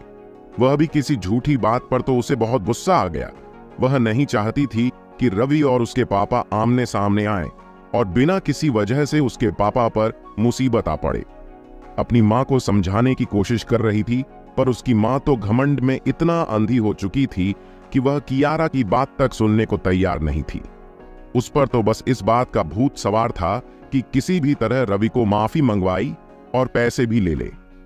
तो इस लड़के ने कियारा के साथ ऐसा करने की कोशिश की। कियारा के पापा ने एक नजर रवि पर डाली और कहा। कियारा के पापा देख पा रहे थे कि रवि बड़े ही आराम से कुर्सी पर बैठा था और इतना आराम से बैठा था कि उसे कोई परवाह नहीं थी कि सामने कौन था, वह क्यों आया था। वह देख पा रहे थे कि इतने सारे आदमियों के उसके सामने खड़े होने के बावजूद भी रवि के चेहरे पर डर का कोई निशान नहीं था। उसे अब रवि पर थोड़ा थोड़ा शक होने लगा। हालांकि उसने अभी तक रवि से बात भी नहीं की थी, पर उसका अनुभव बता रहा था कि कुछ तो बात थी रवि में। इस लड़के को उठाओ और गाड़ी में डाल दो। उसके साथ जो भी करना है वहां से कहीं और जाकर करना है। पब्लिक के सामने अगर कुछ किया तो इश्यू भी हो सकता है, इसलिए इसे हमारे साथ ले चलो, वहीं से देख लेंगे। कियारा के पापा ने अपने आदमियों से कहा। अपने मालिक की यह बात सुनकर कुछ आदमी हुए की तरफ बढ़ने लगे। वहीं रुक जाओ, एक कदम भी आगे मत बढ़ना, नहीं तो तुम्हारे साथ इतना बुरा होगा कि तुम सोच भी नहीं सकते। रवि उन आदमियों को वार्निंग देते हुए कहा। रावू, यह बात सुनकर वह आदमी कुछ देख के लिए वहीं पर रुक गए। वह देख पा रहे थे कि रवि के चेहरे पर उनके लिए कोई डर नहीं था। इस बात से वह सभी आदमी भी डर गई। खड़े क्या हो, बेवकूफ हो तुम भी। इस लड़के से डर गए? मैंने कहा इसे पकड़ो और अपनी गाड़ी में डालो और यहां से चलो, ज्यादा पब्लिक इश्यू मत करो, कियारा के पापा ने अपने आदमी से कहा। अपने मालिक की यह बात सुनकर एक आदमी बिना डरे आगे बढ़ और रवि का हाथ पकड़ने लगा। इतने में एक जोर की आवाज हुई। वह आदमी कुछ दूर पर जाकर गिर गया। किसी को समझ नहीं आया कि क्या हुआ। बाद में पता चला कि यह सब रवि ने किया था। रवि ने अपने एक बार से ही उस आदमी को इतना दूर गिरा दिया था कि वह सामने वाली दीवार से जाकर टकरा गया था। जब कियारा के पापा ने यह देखा कि यह सिंपल सा दिखने वाला लड़का इतना ताकतवर है, तो वह भी एक सेकंड के लिए घबरा गए। अच्छा, तो तुम लड़ना भी जानते हो? तब तो और भी मजा आएगा, कियारा के पापा ने कहा और अपने आदमी की तरफ इशारा किया। अपने मालिक का इशारा पाकर यह 5 से 6 आदमी रवि की तरफ बढ़ने लगे। रवि को एक साथ में पकड़ना चाहते थे। जब रवि ने देखा कि बहुत सारे आदमी उसकी तरफ आ रहे थे और वह सभी उसको पकड़ना चाहते थे, तो रवि को अब लगा कि वह अकेला इतने सारे आदमी को नहीं संभाल सकता। हालांकि वह 2 से 3 आदमी को अकेले आराम से हरा सकता था, पर यह राकेश पापा के साथ तो बहुत सारे आदमी थे। वह सभी आदमी रवि की लगभग एकदम पास आ गए थे। कुछ आदमी रवि का कॉलर पकड़ने वाले थे कि इतने में पीछे से आवाज आई, अगर अपनी जान प्यारी है तो वह हाथ रवि की कॉलर पर रखने की हिम्मत मत करना। जब कियारा के पापा के कहने पर उसके आदमी रवि को पकड़ने के लिए आगे बढ़े, तभी पीछे से आवाज आई कि अगर किसी ने रवि को हाथ लगाने की कोशिश की तो उनके साथ बहुत ही बुरा होगा। रवि को समझ नहीं पाया कि आखिरी आवाज किसकी थी। जिसने उन आदमियों को इतनी धमकी भरे स्वर में रोका था। रवि को वह आवाज कुछ जानी पहचानी सी लग रही थी। ऐसा लग रहा था जैसे उसने यह बात पहले भी कहीं सुनी थी, पर जब उसने उस आवाज की तरफ देखा तो वह हैरान रह गया। उसने देखा कि वहां पर और कोई नहीं करण था, जिसने उन आदमियों को रोका था। रवि करण को यहां पर देखकर हैरान रह गया। उसे समझ नहीं आ रहा था कि आखिर करण यहां पर क्या कर रहा था। उसने करण को तो बुलाया भी नहीं था, फिर अचानक करण यहां पर कैसे आ गया? जब उन आदमी ने देखा कि पीछे से एक लड़के ने उन्हें रोकने की कोशिश की थी तो वह हंस पड़े। उन्होंने जब देखा कि वह एक 22 से 23 साल का लड़का था तो उन्होंने सोचा से डरने की कोई बात नहीं है, इसलिए वह अपने मालिक के एक कहे अनुसार रवि की तरफ आगे बढ़ने लगा। वहीं पर रुक जाओ, कुछ मत करना। तभी अचानक कियारा के पापा ने अपने आदमी को रोकते हुए कहा। अपने मालिक की यह आवाज सुनकर उसके सभी आदमी हैरान रह गए। अब उन्हें यह समझ नहीं आ रहा था कि आखिर उसके मालिक ने उन्हें क्यों रोका था। पहले उन्होंने ऑर्डर दिया था और अभी वही रोक रहे थे। उनके लिए अब सब कुछ कंफ्यूजन हो रहा था, पर वह अपने मालिक के कहे अनुसार वहीं पर रुक गए। इसके बाद कारण धीरे धीरे आगे बढ़ने लगा। कुछ ही देर में वह रवि के एकदम पास आ गया और उसे अपना हाथ देकर खड़ा कर दिया। तुम ठीक तो हो रवि? कारण ने रवि से पूछा। कंपोनेंट प्लेसमेंट, हाँ मैं ठीक हूं, मुझे कुछ नहीं हुआ है, रवि ने कहा। अच्छा हुआ मैं वक्त पर आ गया, नहीं तो ये लोग, तुम्हें लगता है कि ये लोग मुझे कुछ कर भी पाते, पर अच्छा किया तुम टाइम पर आ गए। पर मुझे एक बात समझ नहीं आया कि तुम इस वक्त यहां पर क्या कर रहे हो, रवि ने कहा। रवि की बात सुनकर करण हल्का सा मुस्कुरा दिया। मैं यहां पर, ऐसा समझ लो मैं यहां पर तुम्हारे लिए ही आया हूं, करण ने कहा और रवि की तरफ देखकर हंसने लगा।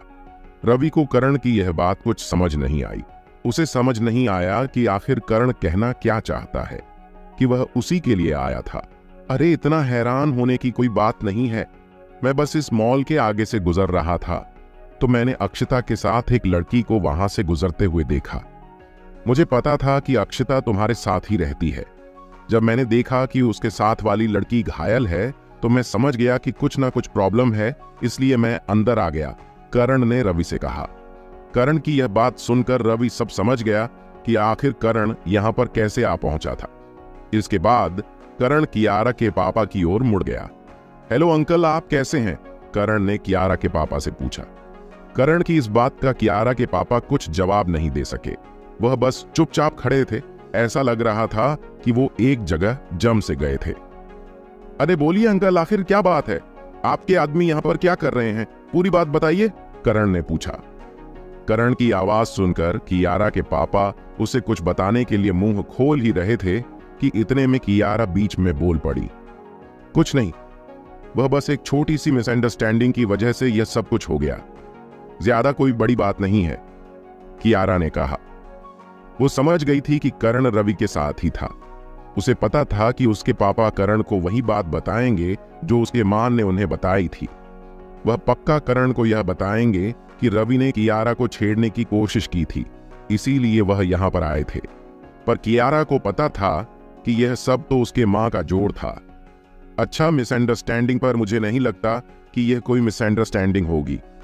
तुम्हारे पापा इतनी आदमियों को लेकर यहां पर आए हैं, इसका मतलब कुछ तो बात है, करण ने कियारा से कहा। करण की बात सुनकर कियारा कुछ बोलने वाली थी कि इतने में उसकी मां बीच में बोल पड़ी। तुम चुप करो कियारा, मुझे पता है कि तुम कुछ नहीं बताने वाली, मुझे ही बताने दो कि आखिर बात क्या है, कियारा की मां ने कहा। इसके बाद वह करण से कुछ बोलने ही वाली थी कि इतने में कियारा के पापा ने अपना हाथ के इशारे से कियारा की मां को चुप करा दिया। कियारा के पापा का इशारा देखते ही कियारा की मां वहीं रुक गई। उसे समझ आ गया था कि कियारा के पापा के मन में कुछ और ही चल रहा था, इसीलिए उसने सोचा कि अब उनके बीच में बोलना सही नहीं होगा, जो कुछ भी होगा वही हैंडल कर लेंगे। कुछ नहीं करण बेटा, बस छोटी सी बात थी, ज्यादा कोई बड़ी प्रॉब्लम नहीं है, तुम खामखा का परेशान हो रहे हो, कि कियारा के पापा ने करण से कहा। ऐसा लग रहा था कि वह करण को कुछ भी बताने से डर रहे थे। जब रवि ने देखा कि करण और कियारा की फैमिली के बीच बात चल रही थी तो उसे कुछ समझ नहीं आया। कुछ समझ नहीं पा रहा था कि आखिर करण कियारा के परिवार को कैसे जानता था। उसने देखा कि कियारा के पापा करण से बहुत ही अच्छे से पर डरते हुए बात कर रहे थे। उसे समझ आ गया कि करण और कियारा के पापा एक दूसरे को जानते हैं। करण उस मॉल में आ गया था। करण के आते ही कियारा के पापा ने अपने आदमियों रवि से दूर रहने के लिए कह दिया। रवि को करण और कियारा के पापा के बीच में हो रही बातों से ये तो समझ आ गया था कि वो दोनों एक दूसरे को जानते हैं। जब करण ने कियारा के पापा से यहां पर आने का कारण पूछा तो वो कुछ भी नहीं बता रहे थे। वो नहीं चाहते थे कि करण को रवि और उसके बीच में जो कुछ भी हुआ वो पता चले। रवि भी नहीं चाहता था कि करण उनके इस लफड़े के बीच में पड़े। वो नहीं चाहता था कि करण को अब और उसकी वजह से कोई परेशानी हो। अरे करण, कुछ भी नहीं हुआ है, बस छोटी सी मिसअंडरस्टैंडिंग हो गई थी, ज्यादा ऐसी कोई बड़ी बात नहीं हुई है, रवि ने कहा। जब करण ने देखा कि कोई भी उसे कुछ भी उसे बताने मना कर रहा था तो वो समझ गया कि कुछ तो गड़बड़ जरूर है, नहीं तो कियारा के पापा जो इतने बिजी आदमी हैं वो यहां पर नहीं आते। देखो रवि, मुझे नहीं पता कि आप लोगों के बीच में ऐसी क्या बात हुई है, पर इतना मुझे जरूर पता है कि कुछ तो ऐसे बात है जो तुम लोग मुझसे छुपा रहे हो। अब मुझे सीधा सीधा बता दो कि क्या बात है, करण ने कियारा की तरफ देखते हुए कहा। जी, वो ऐसी बात है कि कियारा हिचकिचाने लगी जब उसने देखा कि करण ने अचानक उसकी तरफ देखकर यह सवाल पूछा था। अब बता भी दो, करण ने कियारा से कहा। जब करण 2-3 बार कियारा से बार बार पूछा तो कियारा ने सोचा कि अब उसे करण को सब कुछ सच बता देना चाहिए कि आखिर यहां पर क्या हुआ था। उसके बाद कियारा ने करण को वह सारी बात बता दी जो अब तक यहां पर हुई थी, कि कैसे उनका नेकलेस चोरी हुआ था और कैसे उसकी मैंने उसका इल्जाम अनु पर डाल दिया था। उसके बाद रवि और अक्षता यहां पर आए हुए, जो कुछ भी हुआ करण को सब कुछ बता दिया। जब करण ने कियारा की सारी बातें सुनी तो वह हैरान रह गया। उसे उम्मीद नहीं थी कि यहां पर इतना कुछ भी हो गया। अब उसकी नजर सीधी कियारा के मां की ओर चली गई। कियारा की मां ने देखा कि करण उसकी तरफ बहुत ही तीखी नजरों से देख रहा था तो वह भी डर गई। कियारा के पापा ने यह सुना तो वह सबसे ज्यादा डर गए। जहां तक उसे बताया गया था कि रवि ने कियारा के साथ छेड़खानी की थी, इसीलिए कियारा के पापा यहां पर रवि को सबक सिखाने के लिए आए थे। पर यहां तो बात ही कुछ अलग थी। उसके मन में कर्ण के लिए डर और बढ़ गया। उसे पता था कि यह सब उसकी पत्नी का किया धरा है। उसी में उससे कोई झूठ बोलकर यहां पर बुला लिया था, वह भी इतनी सी छोटी सी बात के लिए। उसे पता था कि कियारा की मां की बातों में कोई भी सच नहीं था। उसे तो इस बात का भी डर था कि कहीं नेकलेस वाला इल्जाम अनु पर गलत तो नहीं लगाया गया था। अगर ऐसा हुआ तो उनके परिवार के लिए बड़ी प्रॉब्लम हो सकती थी। उसे पता था कि करण अब रवि के सपोर्ट में था। उसे यह नहीं पता था कि आखिर करण और रवि यह दूसरे को कैसे जानते हैं, वह भी इतने अच्छे से कि करण रवि को बचाने के लिए सीधी यहां पर आ गया। बस इतना तो समझ आ गया था कि रवि और कर्ण का कोई गहरा रिश्ता था, नहीं तो करण यहां पर नहीं आता। सॉरी करण, यहां पर जो कुछ भी हुआ वह शायद गलतफहमी की वजह से हुआ है। मुझे नहीं पता था कि आखिर यहां पर बात क्या थी, कियारा के पापा ने अपना बचाव करते हुए कहा। करण ने कियारा के पापा को इस बात का कोई जवाब नहीं दिया। वो चुपचाप रवि की तरफ देखने लगा। वो देखना चाहता था कि आगे होगी इस बारे में क्या सोच रहा था, वह आखिर क्या चाहता था। उसे इतना तो नहीं पता था कि आखिर उन्होंने नेकलेस चुराया था या नहीं। फिर भी उसे रवि पर पूरा भरोसा था कि रवि कभी भी झूठ नहीं बोलेगा। उसने जो कुछ भी किया था वह सोच समझ कर किया था। उसे पता था कि रवि कितना भरोसे के लायक आदमी है, वह कितना अच्छा आदमी है।